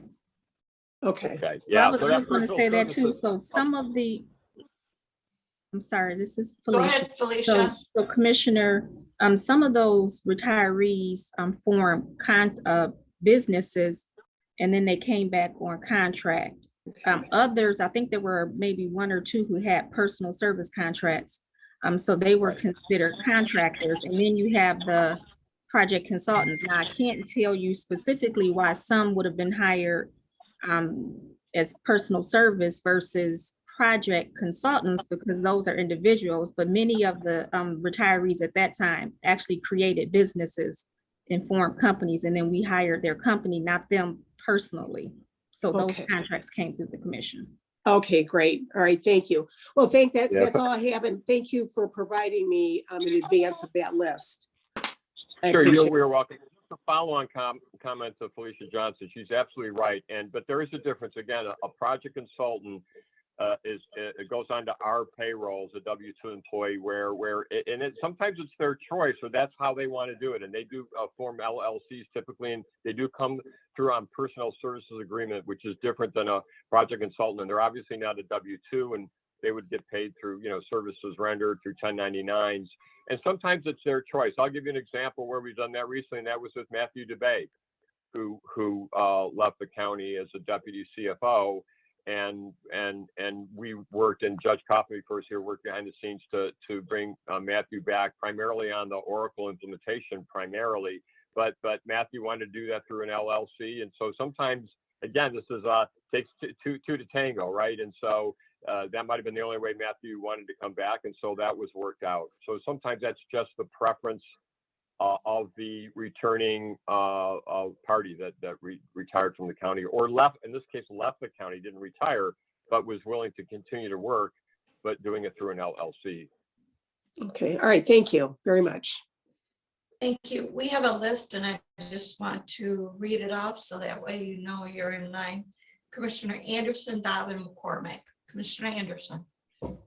Thank you, Madam Chair. I just wanted to ask Steve on the job fairs, and I've asked this many times. It appears as though not too many of those happen out county, downriver and out county. So I wanted to ask if you could furnish us a list of job fairs that have taken place. And I realize with the pandemic, it's probably had created a serious problem for having job fairs. But just don't know if you have put together already something for this year or next year, or what's planned right now. But I think it seems to me that a greater outreach to the rest of the county would maybe yield some additional employees or applicants at least. Thank you. Right, Commissioner Anderson. Yeah, I will get you that report. And just a real quick response to this is, as you can imagine, right there, they came to a hard stop during the height of COVID, and then what emerged, and a lot of this through an outfit called Job Fair Giant, I think is what they're called, and we're virtual job fairs, and we did participate in those, and they were more expensive, and it didn't really yield much. Now we're starting to get back to job fairs and some hybrid job fairs, I think, where there's a virtual element and where you can actually go and get booths and so forth. And as you saw in our budget, we have put in some more money to increase our exposure to job fairs. So we agree. I mean, sometimes they're fruitful, sometimes they're not. And the sheriff's office is always doing that. I know Mark Diaz is one of their newer recruiters, is doing a great job over there. And you know, they're out getting better signage and better things that look slicker. In the past, they've gone to job fairs where, you know, it's a little old booth with, you know, where Wayne County is very under impressive at the job fair as an attraction, if you will. And Mark's worked diligently to correct that and do a better job of that. So we've got some more. We certainly agree with you. We want to get more engaged and see how we can do this better. And we put a little bit more money in our budget to do that. But I'll also get you a report as to where we've gone and what we've got scheduled on the horizon. But, you know, they have, again, a lot of this has been taken over by a job fair giant, and they do, as an example, where it might have been a couple $150, couple $100 to attend as an employer. Sometimes that fee is up in the $600, $700, $800, $900 range now. And that is what it is. It's, you know, pay to play. Either you ante up or you don't, or you can't participate anymore. So it's one of the reasons why we needed more money in our budget for that. All right, thank you. That's all I have, Madam Commissioner Chair. Dobbs. Thank you, Madam Chair. I actually had the same question that Commissioner Marecki did about whether the commission approved the contracts for the project consultants, but then as Steve was talking about the LLCs. So I have another question. So Matthew Dubé is back working for the county, working as an LLC. And I don't know if this is just kind of like a one-off thing, or if this is happening more more often, or if it's going to happen more often with employees leaving the county and then coming back and working as an LLC or as a project consultant. Are they coming back and making more money that way? Like, is this going to be a trend that we're going to see? Yeah, well, it's a good question, Commissioner Dobbs. To answer your question, I have not seen an uptick in the uses of personnel services agreements, which do have to go through procurement. So here again, that doesn't go to commission necessarily, but does go through the process with the right checks and balances. I don't even know. That was a negotiation with Judge Kaufman on that contract. I didn't even get involved in that, so I don't know from a pay standpoint. But I don't see that as a trend. I don't see that as necessarily something we'll be doing more of. And again, where we land on a comp, and I'll tell you again, I was going to mention the pay rates for our project consultants, again, sort of mirroring maybe where they were. You know, we've got project consultants making $14.42 an hour, which is $30,000 at an annualized rate, up to over $48 an hour, which is over $100,000 at an annualized rate. And again, sometimes that annual rate doesn't come to fruition because they're really limited to 1,000 hours, not 2080 hours. But it's all over the board. But I would say, again, whether it's a PSA, which I don't see a spike in, or it's the project consultants, it is a bit of a negotiation sometimes. It just really depends on how critical the need is for the services and how willing they are to render them to us and coming to an agreement on what's a fair compensation rate. Okay, yeah, because that to me kind of seems like privatization of public services, where we don't have actual county employees doing the county work. We have, private LLCs doing county work. And I really caution us against, going with that. But I know that we're in a difficult situation and we don't have employees to do the work. Right. But then I did want to ask about one other thing. You were talking about job fairs, and I agree with Commissioner Anderson. I'd love to have some job fairs out here in Western Wayne County. But do we have a pretty robust internship program throughout the county to try and get and I know this is like a long-term thing. It's not going to solve our problems tomorrow, but to get some college interns into the county and try to get them to stay, and once they finish college to get their first jobs here with Wayne County. Right, that's another great question. I think at one time especially with skills, trades, and apprenticeship programs. We had a pretty robust one. It sort of went dormant for many years, and in the last 3 or 4 years, that's been somewhat resurrected. For like with Michigan Building Trades and some of our other unions that impact buildings and in Khalil's area, in the buildings area. So there, we do have an apprenticeship program now. Internships, I think it's another area where we probably did more in the past. We didn't do a whole lot for a while. We do have interns around, but it's not I would say it's something we should probably look at to see if there is a more robust thing we can do. Now, I will tell you, we already are starting to be looking at that a little more thoroughly, like as we explore juvenile detention specialists. We are exploring doing more with folks coming out of criminal justice programs even at Wayne County Community College and places like that. Some of those issues are that in some of those jobs, they have a certain minimum number of years of experience that are required. And we're also trying to look at where we can make that work. So like we have with JDSs, where we now are sort of set up where we would be able to bring in someone with a degree and not necessarily have the experience, but then do more training and get them up to speed so that they can start as a juvenile detention specialist. So there's some synergy there we've got to work on.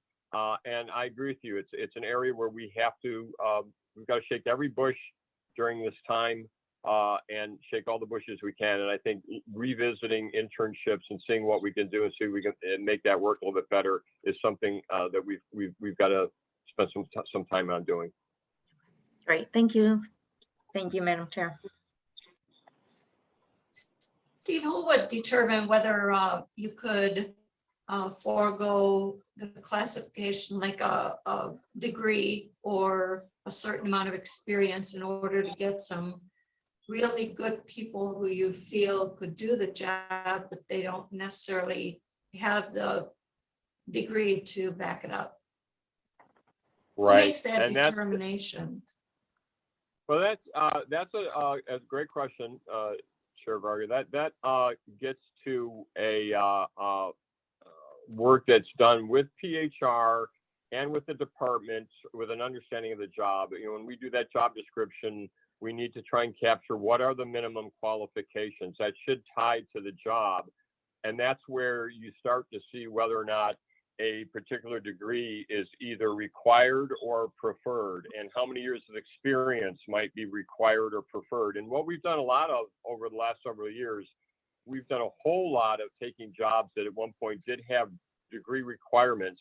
And we've, in many instances, what we're trying to do is eliminate the requirement, keep it as a preference, and then typically add maybe a year or two. So if it was a 4-year degree, but they have an associate's degree, and if they have an associate's degree and 2 years of experience, we'd consider that equivalent of what was a 4-year degree required. Or that they might have no degree but have 4 years of experience, but without the degree. And we've tried to have some semblance of a standard or a methodology whereby we do that. But I can assure you we have actually, I agree with you, and where we can, we work to make sure that we make those minimum qualifications as realistic, but it not burdensome, needlessly and just mindlessly, where maybe someone just decided years ago a job needed a 4-year degree and it's just maintained ever since. Those sorts of criteria are being looked at and challenged, and we have done a lot to move that. I'll also tell you, HR, with the support of the CEO's office and HR and James Seath, we're looking at things like Ban the Box. Also to look at those sorts of efforts, which gets into background checks, but again, as a way to be more current and allow for other candidates that in years past have been rejected as finding a path forward to finding a way to get them hired. And a lot of times they're coming into jobs that have a 6-month probationary period, and that's a bit of a safety valve. And so for, not a lot of private employers don't use probationary periods, and we do. And so we, of all employers, should be able to be willing to take that chance knowing that we've got a safety valve like a probationary period to make assessments to see if we got it right or got it wrong, and then take appropriate action from there. That sounds good. So if somebody might be in college, for example, learning the trade, we might be able to assist. Now, before I call on the next commissioner, do we still have the pay to go to school reimbursement? College Yeah. reimbursement? Yeah, that's the tuition reimbursement. I think it's in some benefit plans, it's called continuing education benefit, but that is still out there. It was out there for many years. I think when Tony Saunders was here for a while during some of the difficult times, fiscal challenges of the county, that program went defunct. I know from it went dormant and wasn't funded.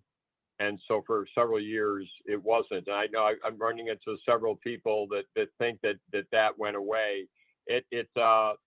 With work between Janelle Allen, myself, and Claire Mason Lee, who's got, I think everybody knows his benefits is with the M&B department because of the spend, and that's with Claire Mason Lee. So we did work to Janelle and Claire and I to get that resurrected a few years ago. It's run through benefits through Claire's organization, and again, many times there's up to $2,000, to get reimbursed for courses towards either a degree for their current job or even an upstream job. But also that fund can be used for seminars and other online or computer training to go to, as long as it's job related. So that is still there. And any employee that wants to avail themselves. Now the only catch is it's based on funding, and some of that funding I think does come out of benefits, or it might be a baseline funding for some of it. But then, as you'll see, each department decides how much additional they might want to put in, particularly for the portion that gets used for non-conferring of a degree that might go towards an accounting analyst that is taking a really important class on government accounting. Not he or she's conferred a degree, but they need to get some training on government accounting. Those are the sorts of things that would get reimbursed through that program, but the funding needs to go into that department's budget. And so that's a little bit of a catch. It's always reliant on funding. And I'm not sure that line item is necessarily sufficiently funded by all departments or offices around the county. Well, that's good to know, because that's something that I really, Mark, I really would like to find out, because that is something that I think would be important to give to a lot of employees if they want it. It is, and it's one alrighty, that's attract, Commissioner it plays well to applicants, and it's not one where not everybody avails themselves of it. So smart employers put a good program together and put that out there. And I don't know what percentage ultimately draw down on it, but it also plays well on the benefits package and plays well as an attraction to new hires. So it's one that should be looked at and perhaps even beefed up somewhat as we move forward. I like that idea. Commissioner McCormick, then Commissioner Baydoun. Thank you, Madam Chair. So the question Commissioner Dobb asked about the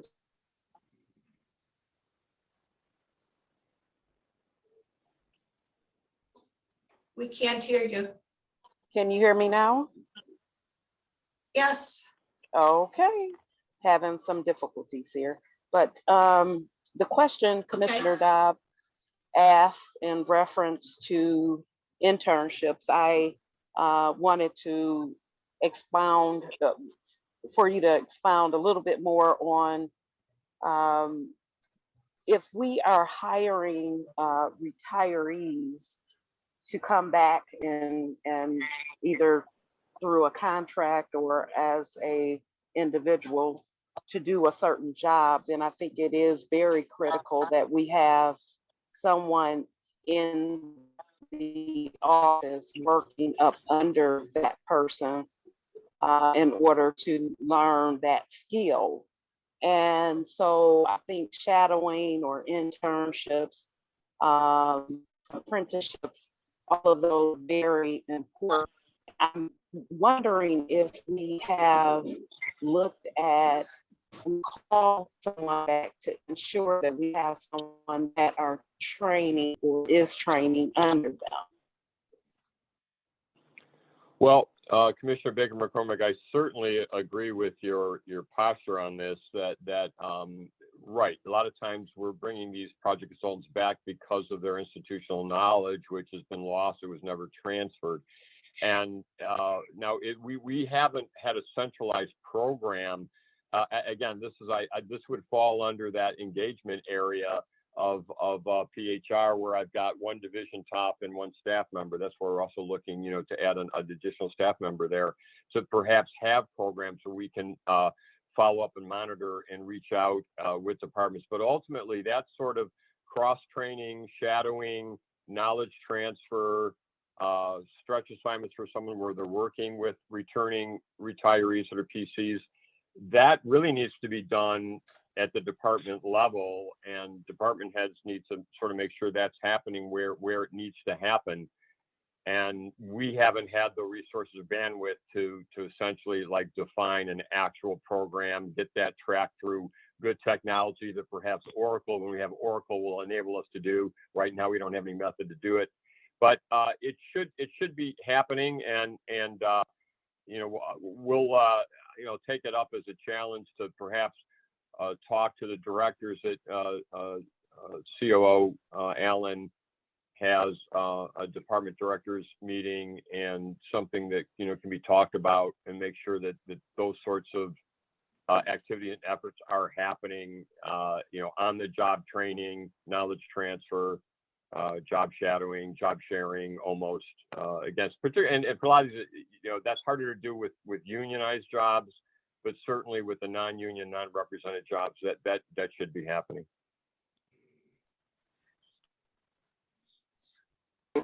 To me, it makes sense for us to try to ensure that we gain or have the employee gain that knowledge. We don't have to be rehiring our retirees. Okay, thank you. Thank you, Commissioner Baydoun, and then Commissioner Hattis. Thank you, Madam Chair. I want to go back, Stephen. Commissioner Dobb touched about on this with the temporary positions when they come back as consultants. And I do understand that sometimes we have the need, like when we have Haney come back to work on the budget, or somebody else at the DPS. Is this hindering our ability to hire long-term employees by bringing the consultants to fill these positions on a temporary basis? I mean, are we trying to save money this way, or are we just, I'm just a little bit concerned that we're limiting our ability or hindering our ability to hire new people that would fill these positions for a long period of time. What's your thoughts on that? Well, Commissioner Baydoun, right. Thank you for the question. And I'll tell you, I don't think just bringing back project consultants is hindering us in that way. But to expand on what you're talking about, and Commissioner Baker McCormick's point as well, is succession planning is an area where we try to make sure that those sorts of circumstances don't happen. And despite our best efforts, I just have to say, like in the case of Kevin Haney, we did hire someone, Kelly Rao. You might remember Kelly Rao. She had 6 months to work with Kevin Haney and get all that knowledge transfer and so forth. There was a process, a succession plan in place. Kevin was involved in hiring her, and all that knowledge transfer through succession planning took place. And yet, right before the budget, a decision was made to expire Kelly's contract as we were heading into budgets a year ago. And that sort of led, unfortunately, it was, once that happened, that all those good efforts on that succession planning initiative went out the door, and we were right back to needing to talk to Kevin and have Kevin come back and help. And so, but I say that only because, one, succession planning is sort of the key to make sure that that knowledge transfer really happens, and then happens with someone who's going to take the torch after someone retires. You've got someone else now that has that knowledge and is going to continue on in their absence. And yet succession planning is particularly challenging in municipalities. I've done it in the private sector, and where you don't have administration changes and you don't have a lot of appointees that you know, are here one day and gone the next day. You know, that succession planning is more challenging at a county or any municipality than it is in the private sector. But however, having said that, as we know, we have a succession planning initiative. We're working that, and yet, despite efforts, and I share that Kevin Haney, Kelly Rao example just to show that sometimes that's the process that's supposed to help. Sometimes it doesn't always work and you're back to square one. But I think that's where we need to do a better job as a county and making sure there's to get a less of a reliance on project consultants. But I don't see right now the reliance on that impacting our recruiting. We need to find the next generation of people that will be filling those positions. And as Commissioner Baker McCormick intimated, you know, make sure that knowledge transfer while they're back as a project consultant is now happening to someone else, so that when they go back out, that someone else can carry the torch that's on the payroll. Okay, thank you. Thank you. Commissioner Harris, then Maraki. Thank you, Madam the Chair. I listen. I think you did excellent job in explaining many of the issues we face, but I really do have a question on we trying to recruit some knowledge and educated people to do certain job, and some way somehow I feel we're not comparative in the market and the pay scale, because we losing. Sometimes we hire people and they get offer with better pay, better benefit. You know, a long time ago, people used to love to work for government, make less money, but they have a great benefit. Now the benefit gone and the pay scale didn't go up to match the market. Is that the problem where we, in many area and many department in Wayne County, we short of personnel? Is we can't ignore the fact, how can we keep the knowledge and educated people and recruit them to the county? Do you see that issue as a problem, and keeping enough people to provide the services and the job we need to do? Can you explain a little bit about the difference between the private market and our market, and how can we adjust that to be competitive? Right. Commissioner Hattis, you're right on. And yeah, let me address that. But you're spot on with your question and what you sort of implied. The private sector and the public sector is different. And in the public sector, as you said, the sort of the value proposition to get a job is, and you were coming into the public sector, no one was really expecting to get paid exactly the same as the private sector. You sort of understood the pay might not be as quite there, but the benefits are going to be much better, and job security is going to be better, particularly for classified jobs. And that has been eroded. You know, the public sector should be targeting around somewhere less of the market it's called the 50th percentile of the market. That's where many private sectors aim to look at a competitive comp for any given job, the 50th percentile of the market for that job. And public sector usually doesn't target the 50th percentile, but they should be around the 40th percentile. Here's where we are as a county. When I came on board, there was a 10-year period where no one got increases. I mean, even CBAs had 3 and 4 year deals with no increases provided for in the CBAs. To aggravate that further, so there was no adjustment. People were getting paid. There was no adjustment to the pay plan, the structure itself that has minimums, midpoints, and maximums for any given job.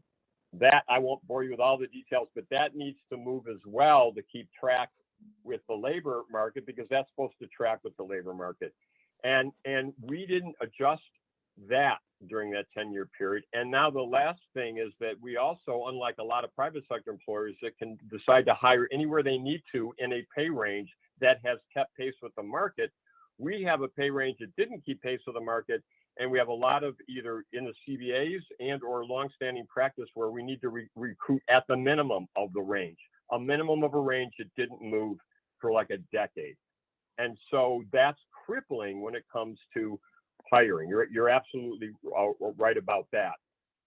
And so, and we have some jobs, every job has its own supply and demand of labor. As you imagine, IT jobs and technical jobs still have moved more than maybe clerical jobs in the market. So every job has its own little supply and demand of labor. We have a lot of jobs where we are at the 20th percentile of the market, meaning, you know, we're out there trying to recruit at the very, very low end of the labor market, and it doesn't get it done. Now, when COVID hit, we literally can't recruit. I mean, with the shortage in labor, you can't even get people. And again, that's been leading to vacancies staying dormant, mandatory overtime for people that are working, a lot of low morale, a lot of FEMLA leaves of absence for the people that are trying to work, you know, double shifts and so forth.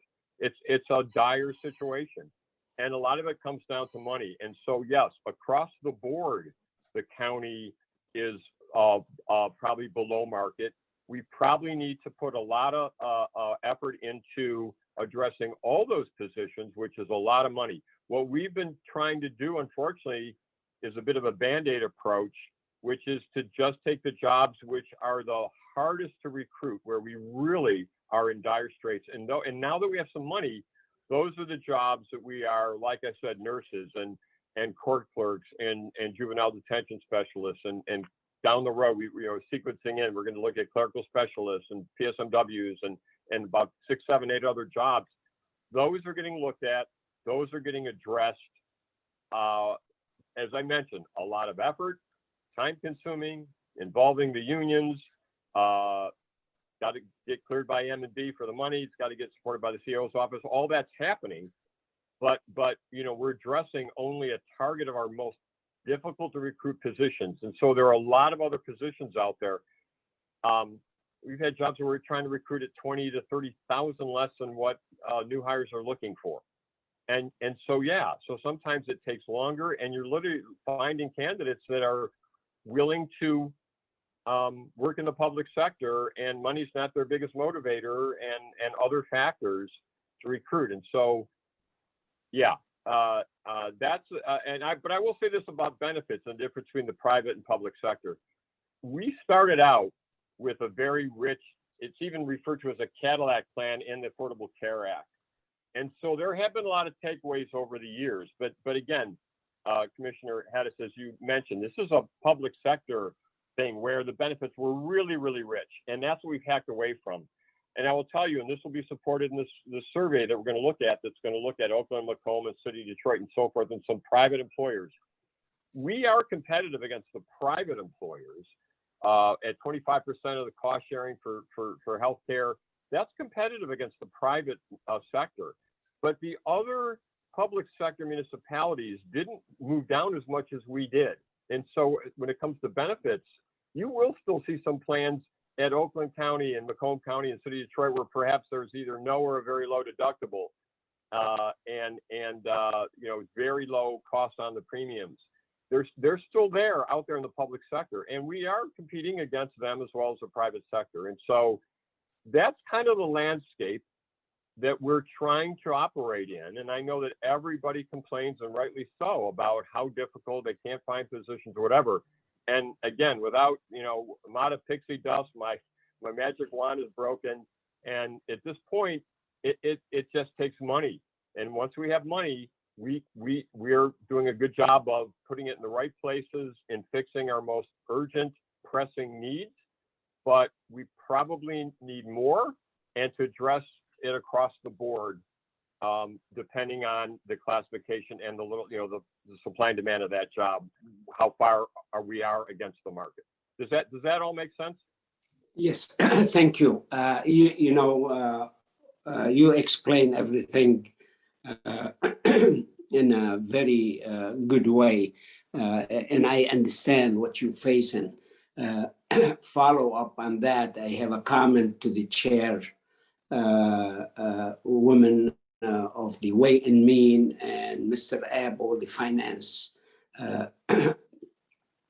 person for the commission. And in the budget we're working on, do we have any money to increase the pay scale for those in the area, very sensitive and important area for Wayne County, and we have a problem to recruit some professional? Do the new budget address that, or we just have a wishful thinking, keep the thing the way it is when we hope to find the knowledge and the institutional knowledge the people have somewhere else, and they could say, well, it's better to come to Wayne County? Did the new budget address those issues? Well, I think that Steve has addressed that through the compensation study that's going to be conducted. I mean, I think we need to look at it in totality and not kind of pigeonhole and look at just one area. I think we have to look at it for the totality of the county, and that's what's being addressed with the compensation study that Steve had mentioned. Okay. Thank you, Madam Chair. Thank you, everyone. Commissioner Marecki. Oh, thank you for calling me again. I just kind of want to make a comment going back to the LLC employees. And Steve had mentioned that Matthew DeBay is back as an LLC person, and we did not approve his contract. So I'm thinking the reason we didn't approve it is because of the delegated authority with 150,000. So just to my fellow commissioners, I think that contract is back up in September, the delegated authority, and we may want to think about like excluding those contracts from that, so that we do get to see what comes forward, even though it may not hit the 150,000. It's just a thought, because I know that's coming up, I believe, in the fall. Thank you. And to that point, Madam Chair. Go ahead, Commissioner Baker. I was wondering if we could have something in place that says if we offer these contracts to retirees, that we have someone else that is also considered to train under them, and have that actually written into the contract.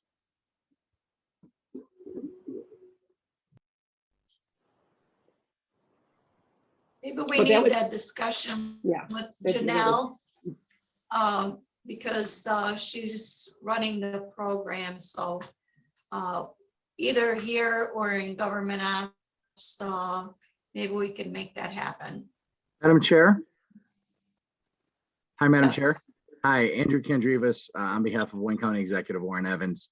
I think it might be a good time now to just mention, we will definitely be discussing this with Janelle Allen. I know a CFO was on here as well.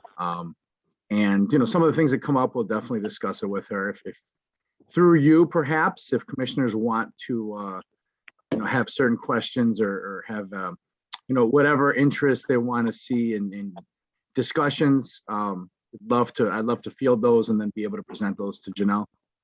We know that the delegated authority issue is coming up in about a month or so.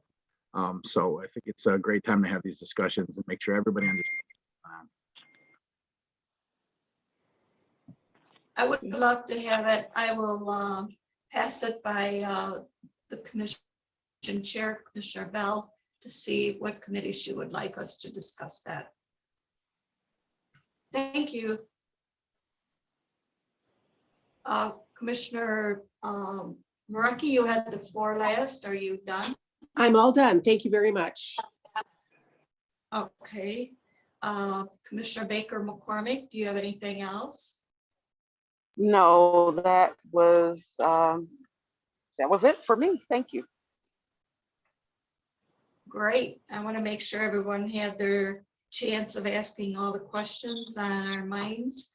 If there are any more and we didn't get it, I'm sure we can send an email that will be welcomed, and Steve will try to get the answer to us as soon as he can.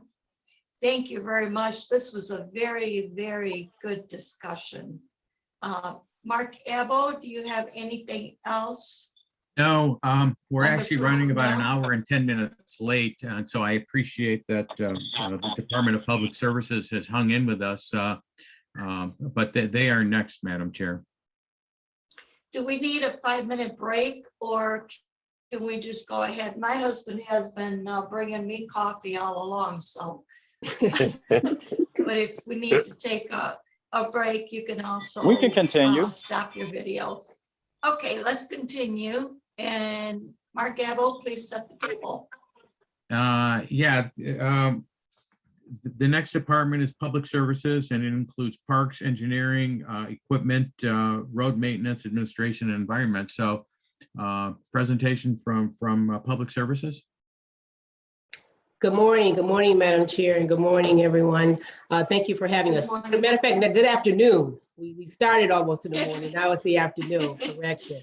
I don't have a thank you for your patience on this.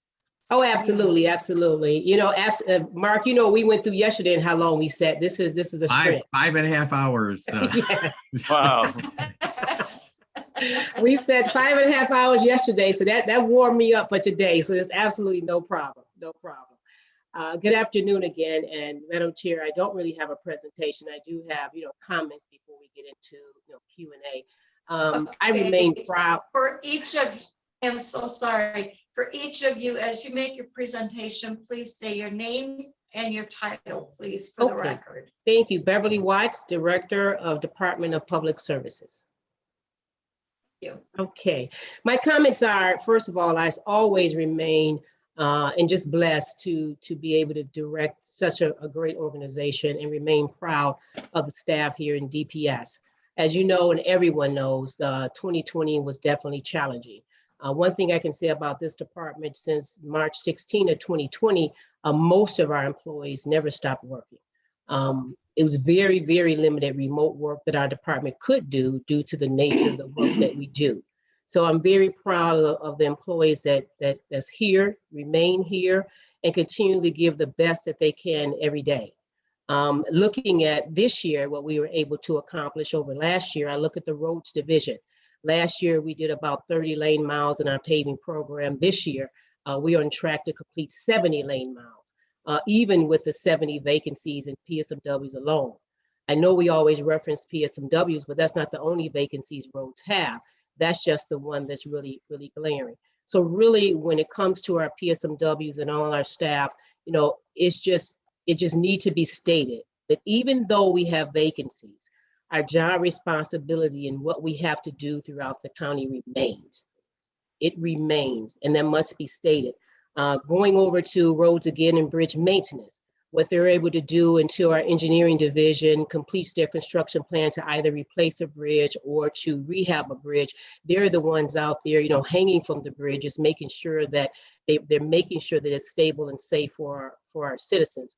They also help MDOT, which everyone should know in the last month and a half with the floods when MDOT lost power to their pump stations. It was our bridge maintenance mechanics out there and our team that was out there helping them when they didn't have enough generators, or helping them and actually identifying where there were some areas, on the freeways that they needed to address. That needs to be said in addition to the additional work that they were doing. When we look at the equipment, we're trying to right size our equipment. I look at Derek Coley and Angela, what they're doing. In 2016, our age of our fleet was nearly 15 years of age, which is well 5 years beyond the age of any equipment. Right now, we're glad to say, because he developed a 5-year plan, we're into that plan. Next year in 2022, our fleet, which will increase by 4 or 5, bringing us up to 150 in our fleet.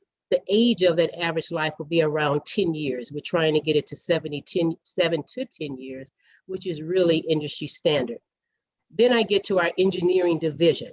This is the division that really is tasked with really improving our infrastructure in this county with less resources. You know, this is the largest county, like everyone knows. We have the most aging infrastructure, and then we have 300 and some bridges we have to maintain. Even though we're known for Grosse Ile Bridge, we have a lot more bridges than that. But I'm proud to say, even with that project, we're on track to finally open that bridge by the end of this year, December, to the residents in that region, and definitely the Grosse Ile residents. A lot of work was put into that, and we had a lot of help getting to where we are now. Going back to engineering division, this past year, we had a lot of, we didn't have leadership for last probably like a year and a half. I'm so pleased that we're able to have a new director that came to the county probably about 3 months ago. I did just hear that, you know, Steve mentioned that some employees, it's not about money. It's not like he doesn't need money, but for Intermesh, with his experience, that he's been around the country, for us to land him, and by the way, we found him on the LinkedIn account. Social media led him to us. And what he's been able to hit the ground running since he's been here in May, giving our staff the leadership that they needed in that division alone, and helping the employees get the tools they need with the morale, helping us get the right size software, making the recommendations with the experience and knowledge that he had in a very short amount of time, in 90 days, and came here for a pay cut. I mean, it's just short of a miracle. And so we're blessed to have him, and we're blessed with his leadership to continue to give that division the right direction that's so needed. We do have a lot of vacancies, you know, around our department, and we do have some recs that are in. I'll get to that point as well, because I know there was a list that was circulated to the Commissioner, Steve Malin, so I'll get to that as it relates to our vacancies and positions that are rec. I want to continue on again with another division, which is the Parks Division. Even during the pandemic, when we had to keep everyone safe, a lot of events that we could not have. However, our parks and our attendance in our parks really increased, because as people could not travel, the parks became, as we call, the staycations, the vacations. So I really applaud Alicia, Dave Cartwright, and the entire team who stayed diligent, maintained the parks, kept the employee staff, had to rethink some of the activities that we would have for the employees. We couldn't have a mud day. We couldn't have a jazz on the river, but guess what? We can have movies in the park. We bringing those activities back, the ones that can keep the public safe. So they also have vacancies too. So again, even helping with food distributions every weekend for the needy, you know, that's what we do. So I really applaud that division. And rounding out is our environmental division. Under the leadership of Amika, with Patrick and Liz, when you think about our sewer systems, when you think about our drains and everything that they do for the environment, and still with the vacancies that they had in this division, as we merge that division into one, you know, not 3 divisions, but one, it's just automatically just awesome, just a miracle. A lot of these employees never worked remote. I want to say that again. A lot of these employees never worked remote. They came in every single day during the pandemic. So I just want to say thank them. I thank the citizens constantly, and that makes me proud. When I get emails from citizens, of course we get our complaints, and everyone knows that. But what they don't know is how many thank yous we get for the staff. Routinely, employees will come out, or residents will come out and try to give them cookies or some coffee, or just saying thank you. I think what the pandemic did, in light of everything that we had to go through, it makes people more appreciative. And so I can tell you that our agency, more so on the outside, has really felt that, as citizens walk up to them routinely and just tell them thank you. So I want to thank them again. So getting to our vacancy, Steve, I won't cover a lot because he covered a lot where we are. We are affected because our organization is probably 95% union in DPS. So of course, when you're talking about recruitment and retention, of course, we're going to be hit hard by that. Retention has been a problem. basically because everyone knows why. Salaries not being competitive. You have other agencies too that, you know, come and pluck Wayne County. But I want to say, I speak with my colleagues all the time from City Detroit, the MDOT, other counties, they're going through the same thing. They're losing, especially in engineers and PSMWs. Engineers, they're losing because everyone is getting this infrastructure money and the consultants now. So the consultants are really hiring a lot of the engineers, especially if they have a PE certification. If they have a PE certification, they're coming for your engineers and you will not be able to compete. We had a couple of engineers last year, historical knowledge here in the county. I personally met with them, got with the executive team and even Steve's team. We put together an offer to offer them. We still couldn't compete because that consultant was paying them anywhere from $25,000 to $30,000 instantly with a car. So this is what we're up against when you're talking about retaining engineers, especially with all the infrastructure money that's going to hit this state and all the projects that's going to have to be done. I applaud that we're going to try to be competitive, but I want you to know what we're hearing, especially in engineering, we're going to have to be more than competitive because it's not just enough to give them a 6 or 7% increase.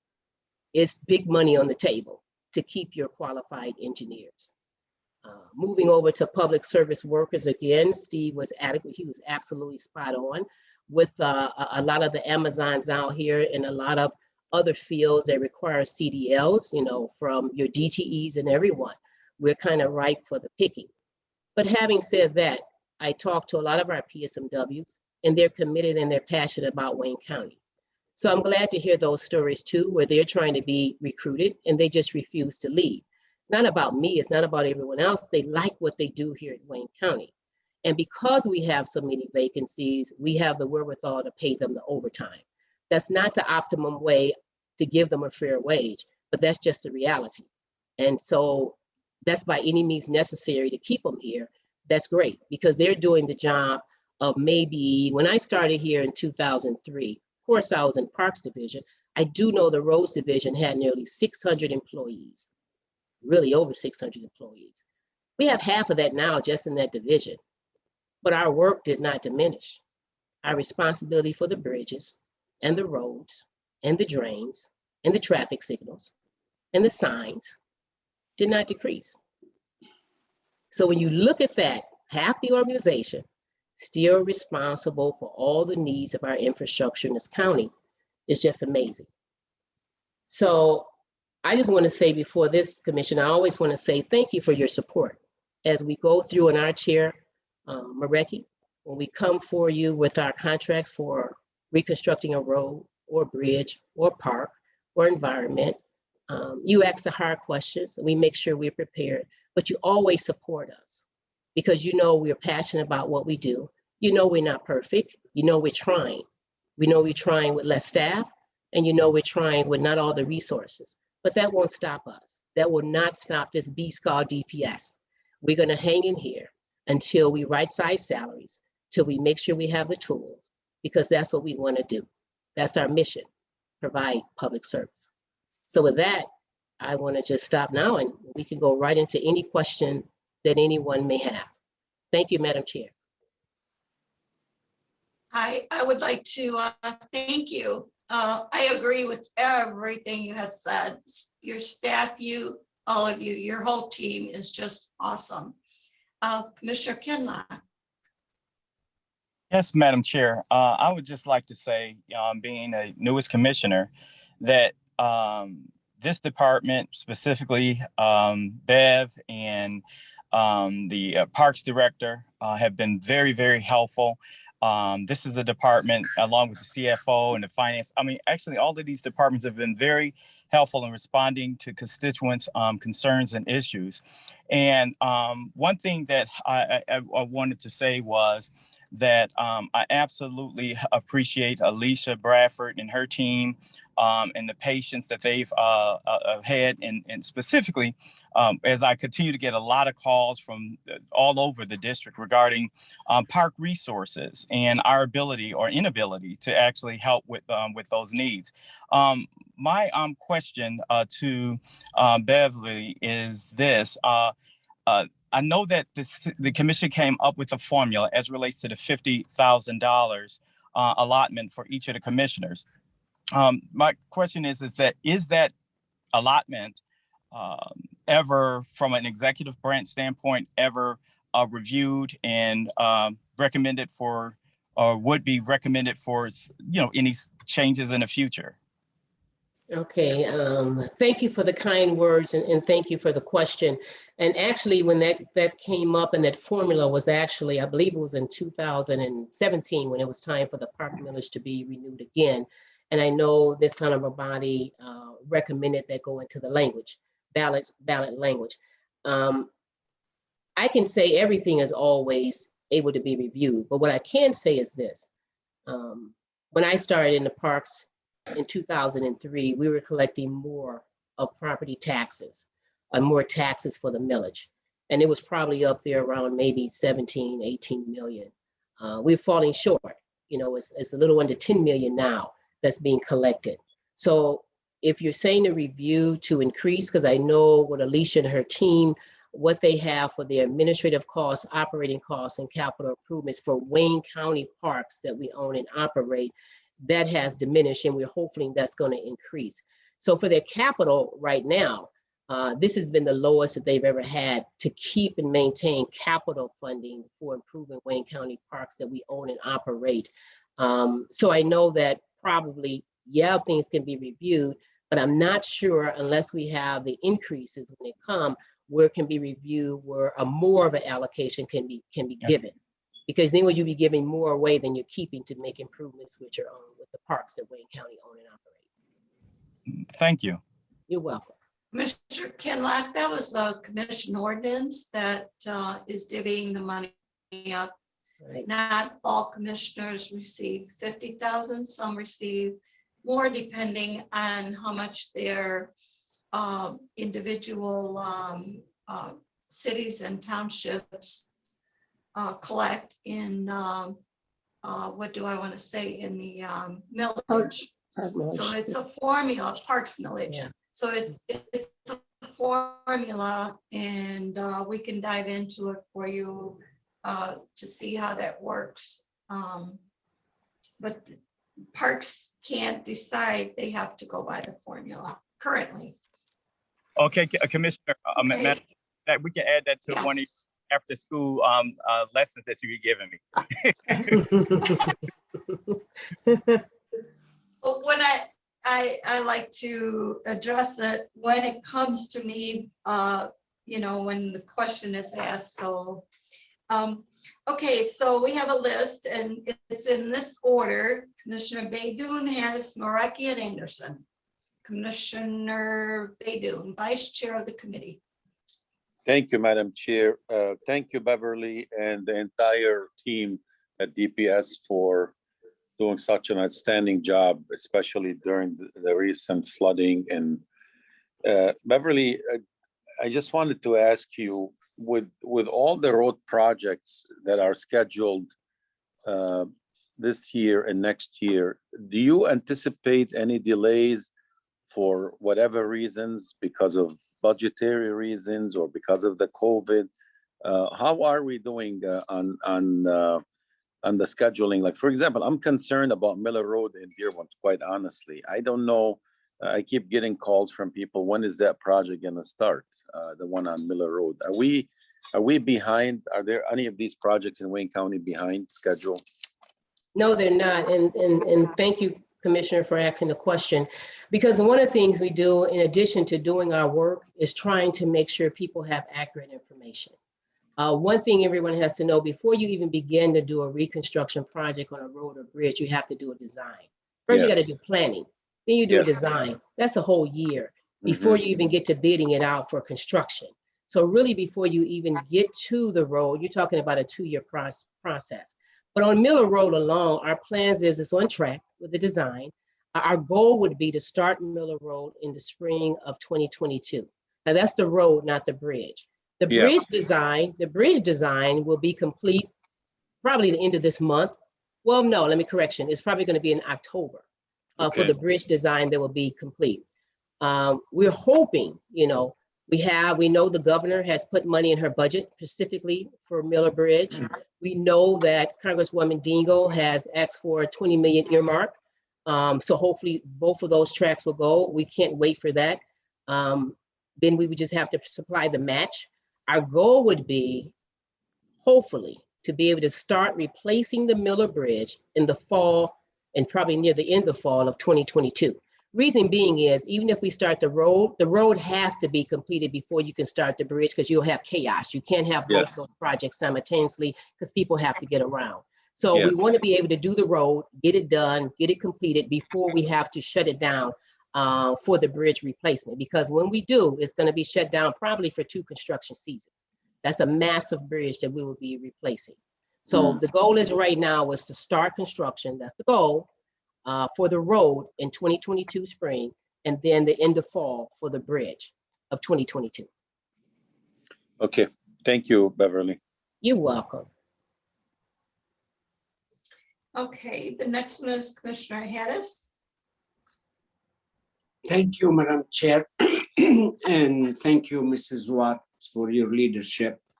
And I want to thank all those hardworking men and women in the Public Service Department that stayed with us in such a tough time. I know we lost a lot of good knowledge, institutional knowledge, because of higher pay, whatever the reason. But I really do appreciate those who stayed with us and worked very hard. And I know from my district, the huge increase of requests for services. It's been, it's something out of control sometime. And with shortage of personnel you have, it's very difficult to respond for everything in timely manner. And what I just mentioned a little bit before with the Department of the Personnel to see if the budget address pay increase to enhance the recruiting for Wayne County. Do you see the pay scale in the public service? It is a problem in finding enough people to provide those services. And if it's yes, we need all of us to address that to the administration and to the budget committee. And I hope you bring the level of personnel in your department to be able to respond to all the work we ask you to provide our district. So can you comment a little bit on that area? Yes, and thank you, Commissioner. Again, thank you for always, supporting DPS because you do, and a lot of calls do come out of District 11, but thank you for your continued support. Absolutely, I do think there's a lot of factors when you look at our vacancies. Of course, you're going to say salaries are one, and that's a huge one. But again, we're not alone.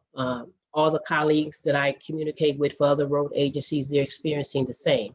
When you look at the private industry now and the ones that are making profit, because government don't make profit. You can pay people more and you have the surplus and profit. So when you look at the private industry where they're making a profit, it's just really hard to compete. We're also competing with the new age. Traditionally, as everyone knows, years ago, people would come for government jobs because you have the security. Not so much for the salaries, of course, money mattered, but for the benefits and job security. Now you have a workforce that, they're not looking to stay at these jobs 10, 20, 30, 40 years or retiring. They're just not. So they're looking, which is not a negative, to be entrepreneurs, to have their own company, or they're coming here, for a short term because they want to have 2 or 3 jobs. So, we're experiencing all of that, as everyone else across the state and across this nation, of how employees are looking at their careers and what they want it to be. I can definitely tell you after the pandemic, everyone is experiencing that, because now that's why a lot of people are not applying for jobs. Salary is a major, but now people are reflecting on what they want their career to be. Do they want to come to government and retire? And so we're dealing with that as well. So I think government, as well as Wayne County, is going to have to adjust to the new climate of the new hires and what they want in an employer. Money's definitely going to have to be there. It's going to have to be more than money on the table to keep them. If not, I feel we're going to have a revolving door. It's just the changes of the time. Well, thank you. I really appreciate that explanation. And still, to me, Mrs. Watts, it's a very important area for the county and all the commissioner and the administration to pay attention. Is how can we enhance and support the public service department to make it strong enough to be able to respond to the need. And as you know, in my district, I have probably the largest number of requests for services. And now the people begin to be edgy a little bit, and some of them very loud and not respectable too. But I'm not afraid to face them and talk with them and explain, because how you deal with angry people who really been requesting service for a long time, you face them and you tell them the truth. What's the situation, the shortage of the personnel to provide those services, and the money, it's not the issue, because everybody appreciate the generosity of the federal government. So, but we need really, I really believe we need to pay attention to be able to be successful in recruiting the people we need, and we all know what's the answer. When the many company voluntarily raised the the wages to $15, and now we need to face the reality and try to give those hardworking men and women what they deserve to be able to make a decent living. The standard of living should not push down. We should be able always to enhance the standard of living. And until we realize that, the problem gonna get a little bit bigger and worse. So as I mentioned, we have too many good working persons, men and women, stuck with us. They still with us, and we appreciate them. And those should be rewarded for their loyalty and hard work for the county, because a lot of them now, and all of you, doing more than what normally you do, because you have less people and you have more work. So we appreciate that, but we need to face the music and address those issues and do something about it. I appreciate you. I appreciate your department. And I wish the new budget make your job easier. Thank you so much. You're welcome. Thank you. Beverly, do you have a budget for continuing education? Say that somebody wants to get a CDL, or you're running really short on CDL drivers. We do at the county have a reimbursement program, and this is just food for thought that maybe we may want to say, if you get a CDL license, we'll reimburse you part of it, or up to. Yes, Madam Chair, you'll be glad to know that we've been doing that. I definitely can say, since I've been in this seat, Rose Division particularly, because when we have our seasonal program, we would normally identify those individuals who would like to, work at Wayne County, and we train them.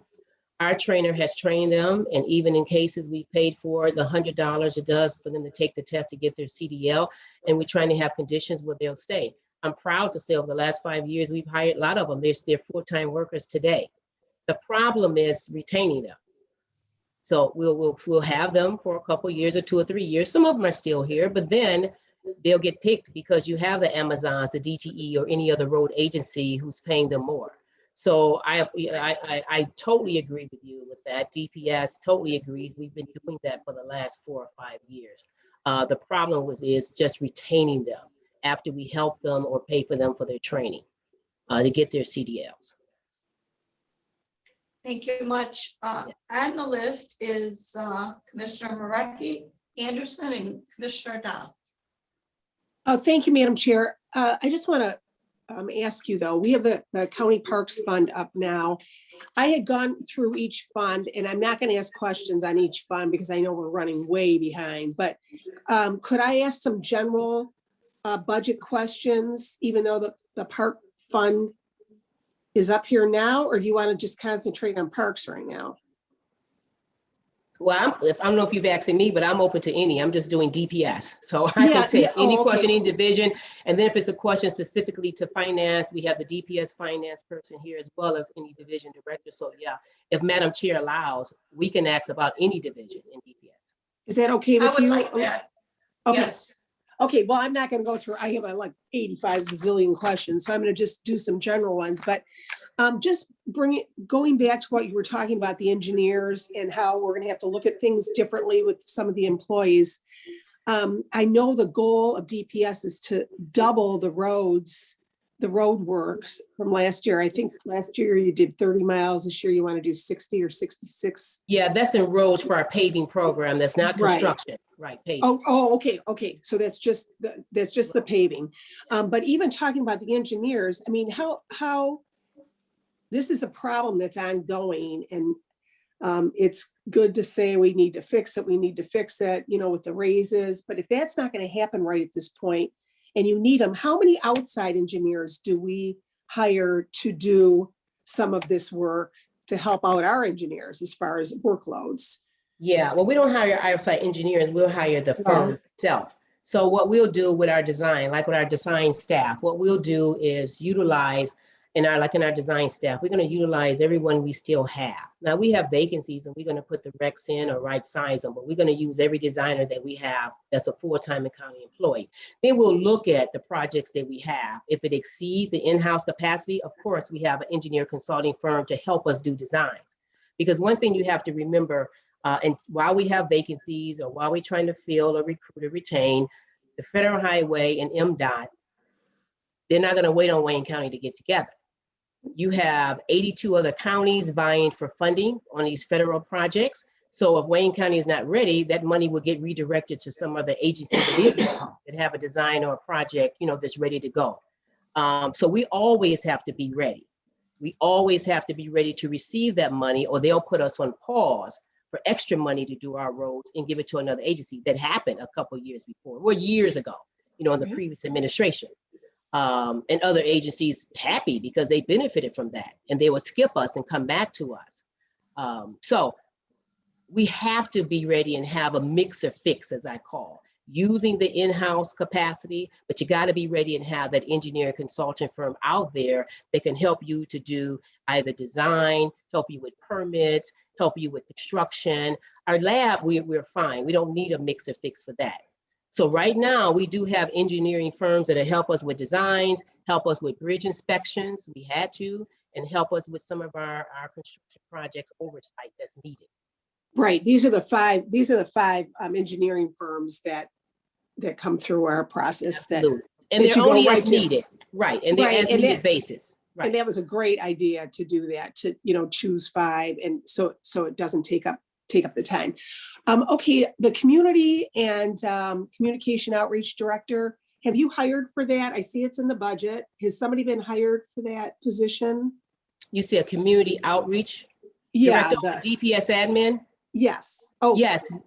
I guess it's a new position. Community outreach. The one we just approved. I think you're talking about the marketing consultant, right? Okay. Right. Okay. Yeah, the individual that was into that position, now they've moved over into the CEO's office with the communications team. So what we've always wanted to do, because we thank the comms team and under Bill Nowlin's leadership and everyone before him, it's difficult because they have a job to do, but they can't be dedicated to DPS. They're doing comms really, for the whole, county and other departments. What DPS always wanted to do is we needed more than just someone to help us put out our press releases or put them on Facebook. We want to tell our story, because even though we're known for orange trucks, we're much more than orange trucks. We want to educate the public, on a lot of rules and regulations and a lot of services and our protocols that we have.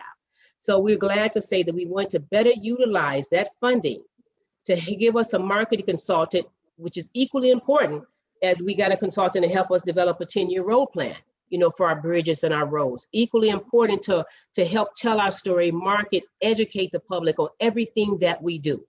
Every program, every process that we do, every environmental entity we do, every task. And so we're excited this upcoming year to finally, for the first time in the history of DPS, that we now will have a marketing consultant to do all of those things for us, which we will see the citizens going to see as a better tool that they can use. We want to start being, was never not transparent, but even with our trucks, when we have the audio and video, we're upgrading there. We want to be transparent. So really take the citizens on the experience to see what we're tasked with doing, how we're doing it, when we're going to do it, and then just really other new programs that we want to do in technology for the future. So I think that's what you're saying. So we won't be filling that position. We'll be utilizing those funds, hopefully in a better way, with this marketing consultant. Okay, because I thought that somebody was actually going to come in and do that. So, okay, I understand it better now. Okay, I noticed that grant funding, you're saying it's going to go up 1.5 million at the Fed level, and it's going to go down 3.3 million for the state grants. Is that for anything? Is that for road funding, that 3.3 million? Are you talking about the Parks Fund that's up now? No, I'm talking about that's under the road fund. Okay, and Suzanne, I'll call on Suzanne, our DPS Finance Director, who could directly respond to that question. Okay. Yes, we had, it's not actually a reduction in Act 51 funding, the 3.3 million. Okay. We're actually getting an increase. We're going from, I believe, 107 million to 110 million in Act 51 funding. The offset, there's a $6.2 million grant. I believe we used it on one of the roads. Ron Agazinski can speak better to what road it was used. I think it was Allen Road, one of the projects. So it was just like a one-time $6.2 million we got for a project that we got last year. We're not getting this year. So that 6.2 million is offsetting the increase of 3 million in our Act 51 funding. So it looks like a 3.3 decrease, but it's really not. Our Act 51 funding is actually going up. Yes, Suzanne's correct. That one-time hit was for that Woodhaven, the Great Separation Project down there. Okay, all right. Well, that was distressing when I saw that. I was a little bit concerned too. No, we're not losing any money. No, we're not losing any fix money. the damn road slogan. Like we're getting cut all that money. And I also, go ahead. No, go ahead. I was going to say, no, we're not losing any money. We're definitely begging for more. Okay. And then in the Rouge Valley system, it talked about not doing any interest income because the fund balance is diminished. Can someone explain that? Yeah, I'll call on Moina. Moina is the Deputy Finance Director, and she specifically handles all of the environmental finances. So Moina? No, Moina, she's out. So Suzanne. No, she's not on the call, but She's out. Exactly, she's on vacation. Yeah, just in general, the interest income just comes by what's sitting in the bank from the treasurer's office. And so it's just going to fluctuate based on what we actually just trued it up to actuals. It's actually just based on what's sitting in the bank. So for the Rouge Valley, it's the fund balance is going down. So there's not as much cash sitting in the bank. So we're not going to get as much interest income. Oh, I see. Okay. That's all right. Thank you. Yeah. It's not like we're losing money. It's just what the treasurer's office puts in our account based on the cash that's sitting in the bank. Okay. All right. Thank you. The last one, I know. For the record, I'm sorry. For the record, could you state your name and title? I apologize. You did say that, Commissioner Varga. I am Susanna Buzzini, Director of Finance for the Department of Public Services. Thank you. Thank you. I just have two more questions. Sorry. So I noticed from our analysis that it looks like there's no discussion about putting the Township Road Initiative in again. Is that, and I guess I'm talking to Commissioner Varga as well. Is that like a done deal? Yes. Commissioner Marecki, don't worry about that question today. Okay, that sounds good. And then the last I'm question. trying to say we're trying to put it back in. Okay, that would be great. I know we're getting questions from our communities. And then the last question, we have Bill Bantam as a consultant right now. Yes. Back, is he like a 1,000-hour consultant, or is he an LLC? No, he's a 1,000-hour employee. He's not an LLC. Okay, and how long has this contract been going? His contract, when he has it, well, since he left, I want to say these years ago in 2019, and the reason is that because we don't have a roads director. We've been actively trying to recruit a roads director. And the plan was always that, we would not utilize his services once we had a road director. Even though we're thankful for the leadership there in roads and they do an excellent job, it's different when you're managing and doing road infrastructure for 43 communities. That come with a different level of experience, a different level. And so that's the person that we're trying to find, similar like we found over at Engineering Division. So our goal is, once we recruit, and we're actively, heavily recruiting for a roads director, then Bill Bantam can turn the page. Okay, is he the only one in the department? One of the 1,000-hour employee? That's the only way I can describe him. Yes, 1,000. He's the only one in that. Yeah, the only one I can think of, definitely in that division. But definitely, we don't have many employees that's going to the 1,000 hour. No, we do not. Okay. All right. Okay. I will stop here. Thank you very much. Thank you. Commissioner Anderson. Thank you, Madam Chair. Good afternoon, Director Watts. I just wanted to, I had a couple of questions. First of all, so I don't forget, I wanted to give kudos again to Steve Shea for the fine job he's doing for the Roads Division. But I will spend part of my time about the roads. I know that we have some projects that, I think there was one project with Wayne Road that was delayed because of COVID last year. And if I'm not mistaken, it was the Cherry Hill to Palmer Road, or it could have been Cherry Hill to Ford Road. And I just wondered if I could get an update on that. When that's, because it was taken off the table, I think, because of the. Yeah, I don't have specific road projects in front of me right now, Commissioner. We'll be glad to get that to you no later than tomorrow. Okay, all right, great. The other thing is the update. If you could tell us what's happening with the 10-year plan, if you could provide us an update. I mean, you can do that another time rather than going all the way through it now, but I would like to see where we're at on that. And that was the that was the plan also that we were looking at for all infrastructure, correct? That analysis that was done that we paid. Absolutely, absolutely. And thank you for that question. And actually last year was our goal to start our first year into the plan that was created for us by our consultants, but due to the pandemic, we had to do some delays. So actually this year, 2021 is our first full year on the engineering as well as our road side that we will be implementing, doing those roads and the numbers that we wanted based upon that report that they provided for us. So we definitely give you an update. And then after we get through budget time, we will go through Marecki and we'll see if we can come together and just give an update during our COPS committee. We'd love to do that. Yeah, and how we're ticking off those items, that came up, the most pressing things, and prioritizing of those different projects. Absolutely, because even though we have a lot of infrastructure, and I know sometimes, in the past people would measure about how many projects we got. So what that plan is interesting is trying to tell us is that, don't try to achieve for the quantity, make sure you do the quantity, the quality of it. We may not have 25 road projects this year, maybe we go down to 18, but the quality of those projects that's going to benefit more communities is what we're looking at as well, those large projects. Similar to what MDOT is doing. Okay, and again, I'll send you something about the other road projects that I know that we are needing to get done in my district. But one general thing, I've noticed a POCO, I think, supplies most of the orange barrels. And for us, I know we approved contracts for them.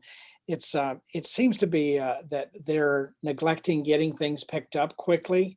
And I saw just the other day a big pile of those orange barrels where they were beaten up so bad they wouldn't even sit on the road. And I think the drivers get very probably sometimes very impatient with seeing the barrels, and they appear to be sitting there beyond the time that they're needed. And we might, if you could, maybe have somebody reach out to them and make sure they're getting removed on a timely basis. But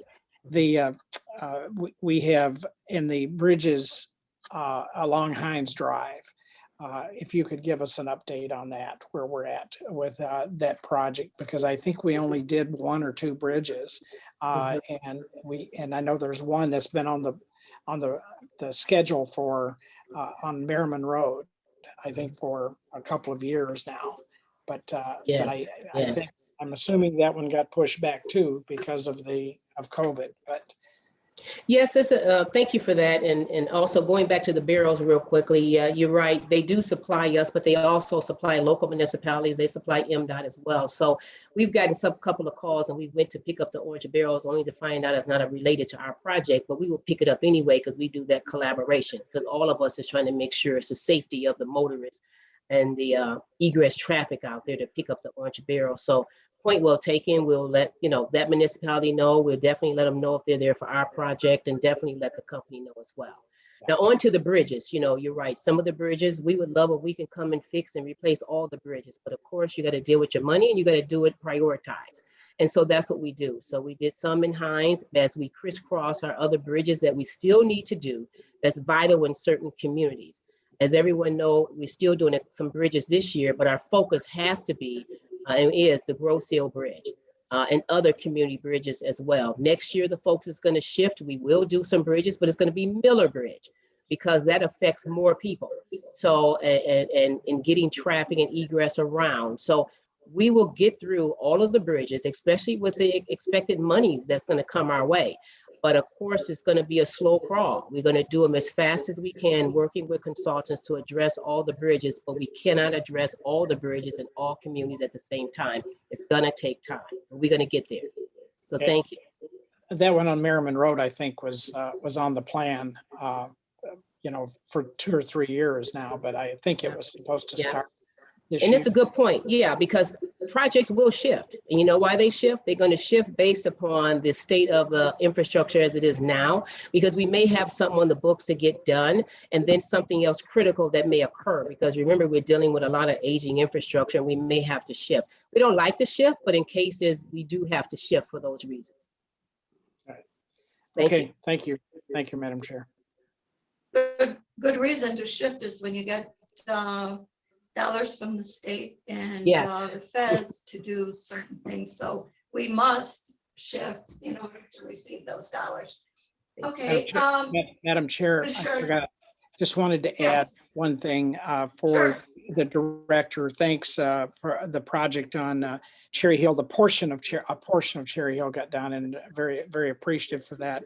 We still need to address the eastern portion of it to the counties, where the county's responsibility ends, because there's a very serious issue there too. Yes, absolutely. And Commissioner Anderson, you're absolutely right. In that stretch of the road, just like a lot of them, that was a bad stretch. So we were glad to do that, and we won't stop there. We'll do it in time, but you're right. We're going to get back to that because that was a bad stretch. So thank you for support on that project. That's one that we're most proud of as well. Thank you. Thank you. And Bev, you are going to get the information for Commissioner Anderson on the rest of that project. Yes. Okay. Thank you. Commissioner Dobb, thank you for attending most of our meetings so far, even though you're not on our committee. We've adopted you, so go ahead and ask your questions. Thank you.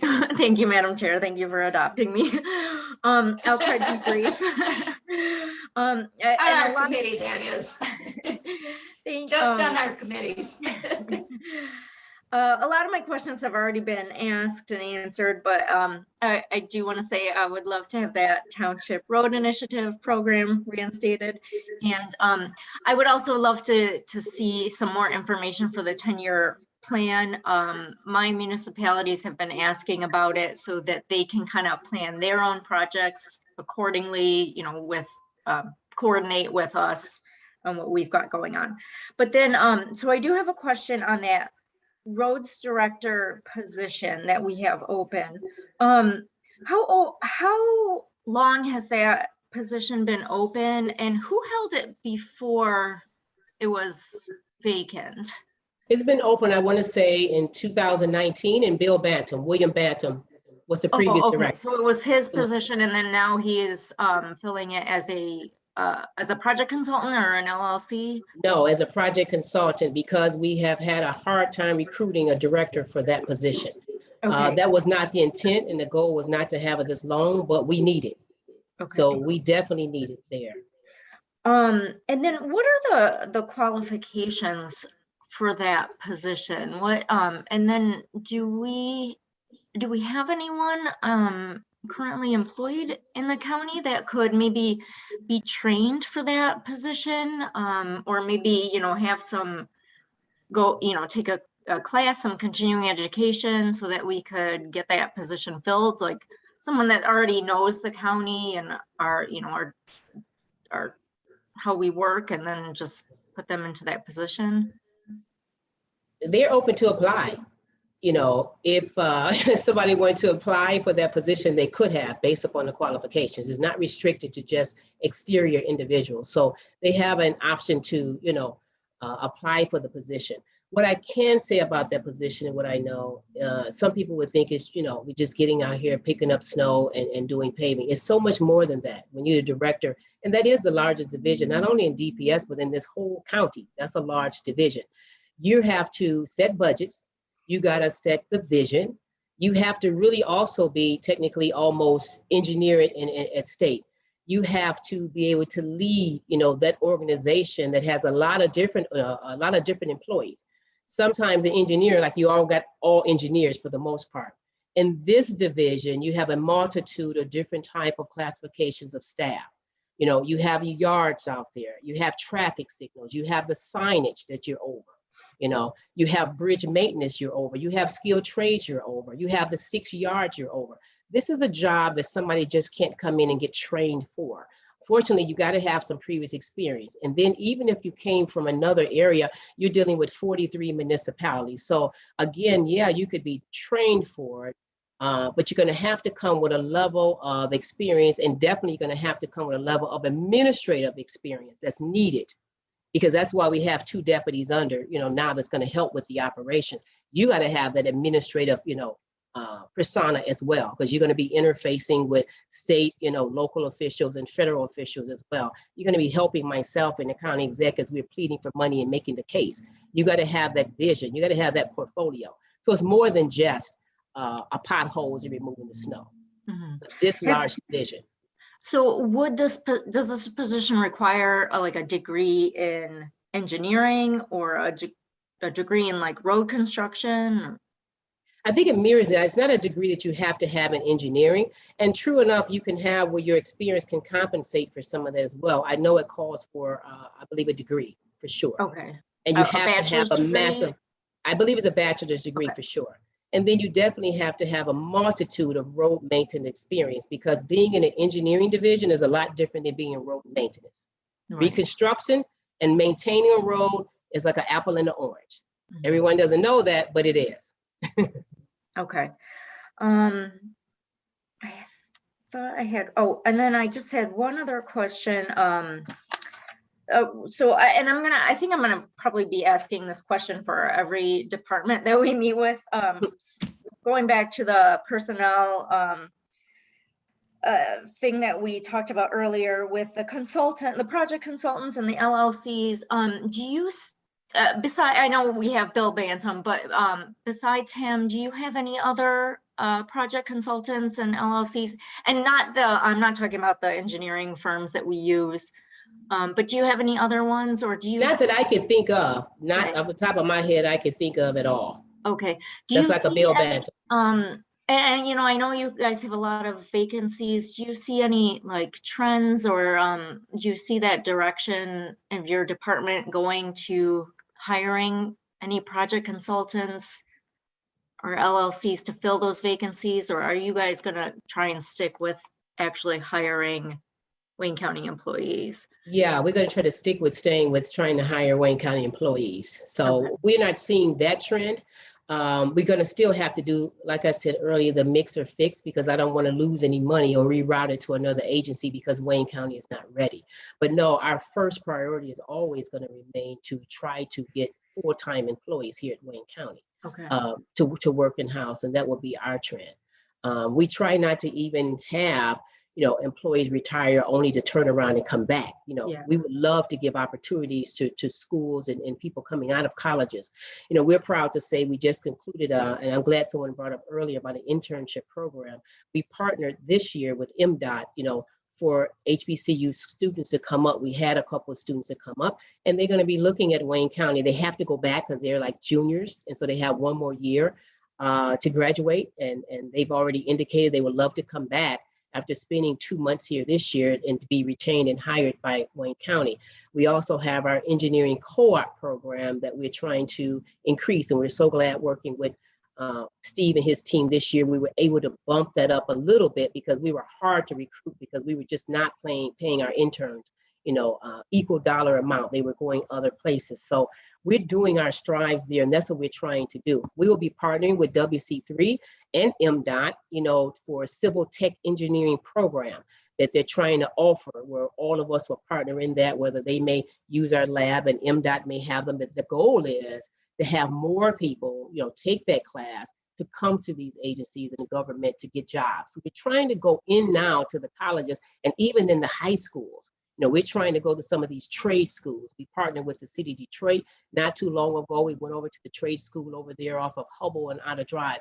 Very robust trade school. So we're trying to do all of those tools with our partners, other municipalities and road agencies, and the educational institutions to do just that.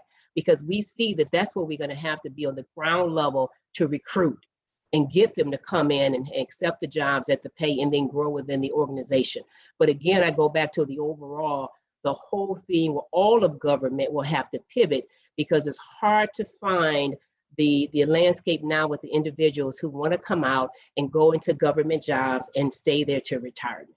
That is changing. Thank you. Thank you, Madam Chair. I'm all set.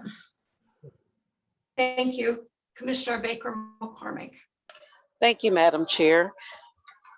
Director Watts, just wanted to commend you on the job you and your team are doing in the community, and especially in my district. I have the war on trash, and West Otter Drive is like the front yard for many of my constituents. And one of the questions I get all of the time is about the trash and cleanup efforts in that area. And just wanted to see if there are an uptick in your environmental outreach. I know you're doing a campaign, a public service announcement of some kind. Can you talk a little bit about that and how that's going to work? Well, thank you, Commissioner. Thank you for the kind words. As it relates to the trash, our marketing consultant, hopefully any day now they'll get their PO and we can immediately start, the planning and to see how they're going to shape it, as they're going to help us develop a marketing consulting plan for everything that we do, and definitely will include on the programs and our processes that we do as related to our mowing contractors or trash pickup or any program that we offer. I am pleased to say, since we changed the structure of just having one contractor to do our boulevards for mowing, we have 2 contractors this year. Our complaints have not gone away, but they have lessened, in years past. And that will, we're still working with them. We definitely like to thank the commissioners, especially Commissioner Killeen. I really thank him because he helps be our eyes and ears in his district as far as how our contractor is doing. So we're pleased that they're doing better than the one contractor before, but we're not all the way there. We will continue to work with the local municipalities as well, because even though it's on our road or trash is there, some of the trash is blowing over from local municipalities. So we're doing more partnership with them and seeing what their programs are for trash pickup and for our roads as well that we're responsible for, that's going through their communities, because it's going to take a collaboration with the trash. Example, on our freeways, as everyone knows, those are MDOT's freeways. We do remove the snow from the freeways, but also with the exit ramps, there's a lot of trash. We do not mow the grass on the freeways, yet we'll get the calls.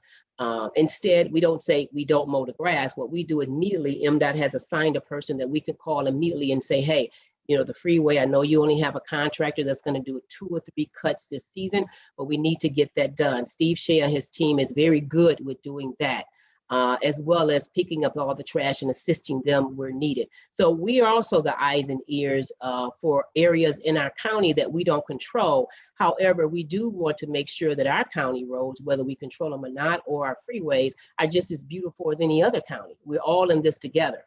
We try not to say it's not our responsibility, it's yours. No, we want to say it's all of our responsibility because we all are Wayne County. So you will start seeing some things coming down with our marketing consultant as we develop this plan to highlight all the program and tasks that we do, which will include how we pick up and remove trash from our roads and boulevards. Great, great. And then for large debris items in the boulevard, how do you usually handle those? Is it like a special date that you send out a larger truck of some kind to pick up those items? Because in the boulevard, there's like large metal signs that were tore down. I'm not sure what was there before, but they have been in the middle of the boulevard for some time. And I was told that at some point they would be removed. And I just wanted to know the procedure for larger debris items. Thank you for that question. And actually on our boulevards, especially in your district, now that we have the mowing contractors there and they're responsible for their area, I would hope, while they're cutting the grass, if they see a large item that's beyond their scope of work, they're immediately supposed to call our forestry division or Steve Shea, and then we will be notified to come over there and pick it up, because it's hard for them to mow the grass if you have these large items that's laying around. Now, routinely, you may have some signs that are knocked down by accidents that will occur, or you'll have people just doing dumping, especially in the city of Detroit, where I collaborate with my partner over there a lot. We will find things like chairs or lounge chairs or mattresses, all of those things, tires is dumped in our boulevard. We will remove those items, but we're also going to be contacting that local municipality, because those are not traditional things that just paper or cups or something. Somebody doing illegal dumping on our boulevards in your community, we need your help to assist us with that, because we don't have crews that's going to come out weekly to remove mattresses, big sofas, and things that were thrown out, especially after the recent floods. So we do collaboration of both. Thank you. You're welcome. To follow up on that, would Commissioner Baker McCormick call the 880 roads crew or the city of Detroit first? No, you can call our road crew. Call us first, because I'd say call the county first, call us first, call the road crew number, because not to say they're not, because definitely you guys are elected officials and definitely they're going to respond. But sometimes because we know and we have a point person in each of the municipalities, we can call them right away and get some assistance. But if anything is causing a safety issue, we will go pick it up first and call them after. We're not going to leave it there because it's a safety issue. Thank you. I love it when I call and I get a number, a tracking number, so yes, we can follow it. So that is a very, very good system. Thank you. Thank you. Mr. Abel, I will take your direction at this time as to what we may want to cover. I'm sorry, cover I don't cover hear Mr. regarding what, Ebel. Madam Chair? Do we want to, has Beverly covered it well enough for the entire budget, or do we need to go into more specifics? No, I think we're good. I appreciate it. I just have a quick comment. I don't have a question, but I just have a comment. One, I'd like to compliment the professionalism of your engineering group, specifically Almika Steele and Patrick Cullen for yesterday's meeting on the facility inclusion meeting.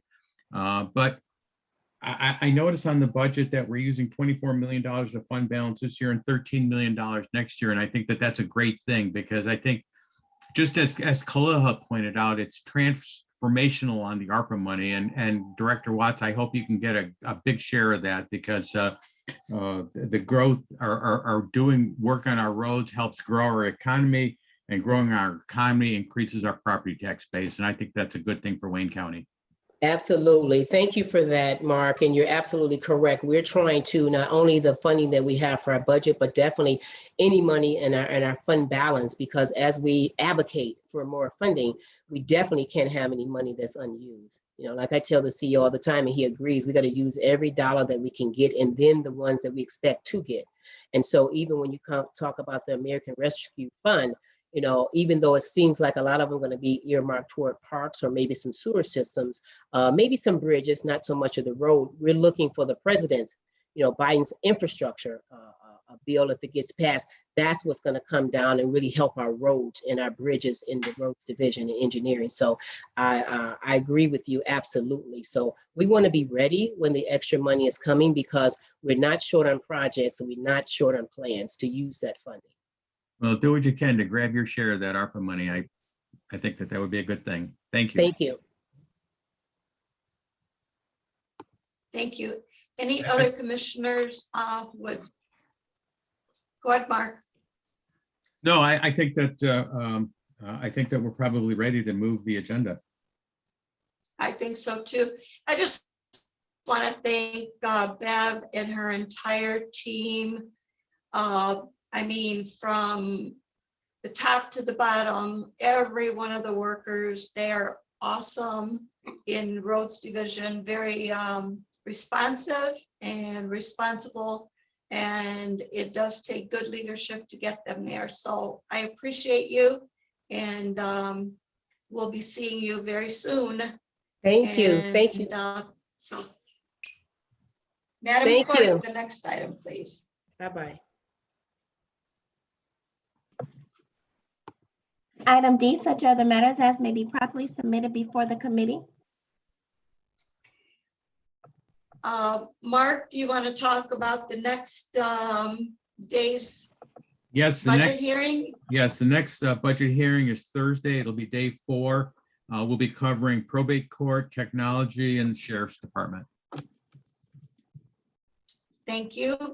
Committee members, you have been awesome in asking some very, very good questions and being so attentive, even though we ran way, way over our schedule. And that is a very good thing, I think, because we get a lot of good information doing so. Madam Clerk, next item. Item E, public comments. Everyone has been asked to unmute themselves. Okay. Did we get any emails? No emails have been received. Thank you. Anyone in the public wishing to comment, please state your name and go ahead and speak. Anyone from the public wishing to comment?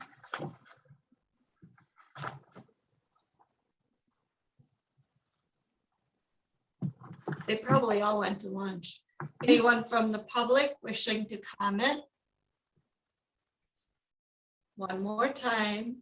Anyone from the public wishing to comment under public comments? I hear none. Next item. Item F, adjournment. Commissioner Hattis moves, supported by Commissioner Baydoun, to adjourn. All in favor, say aye. Aye. Aye. Aye. Anyone opposed? No one is opposed. Motion carries. Have a good day, everyone. Thank you.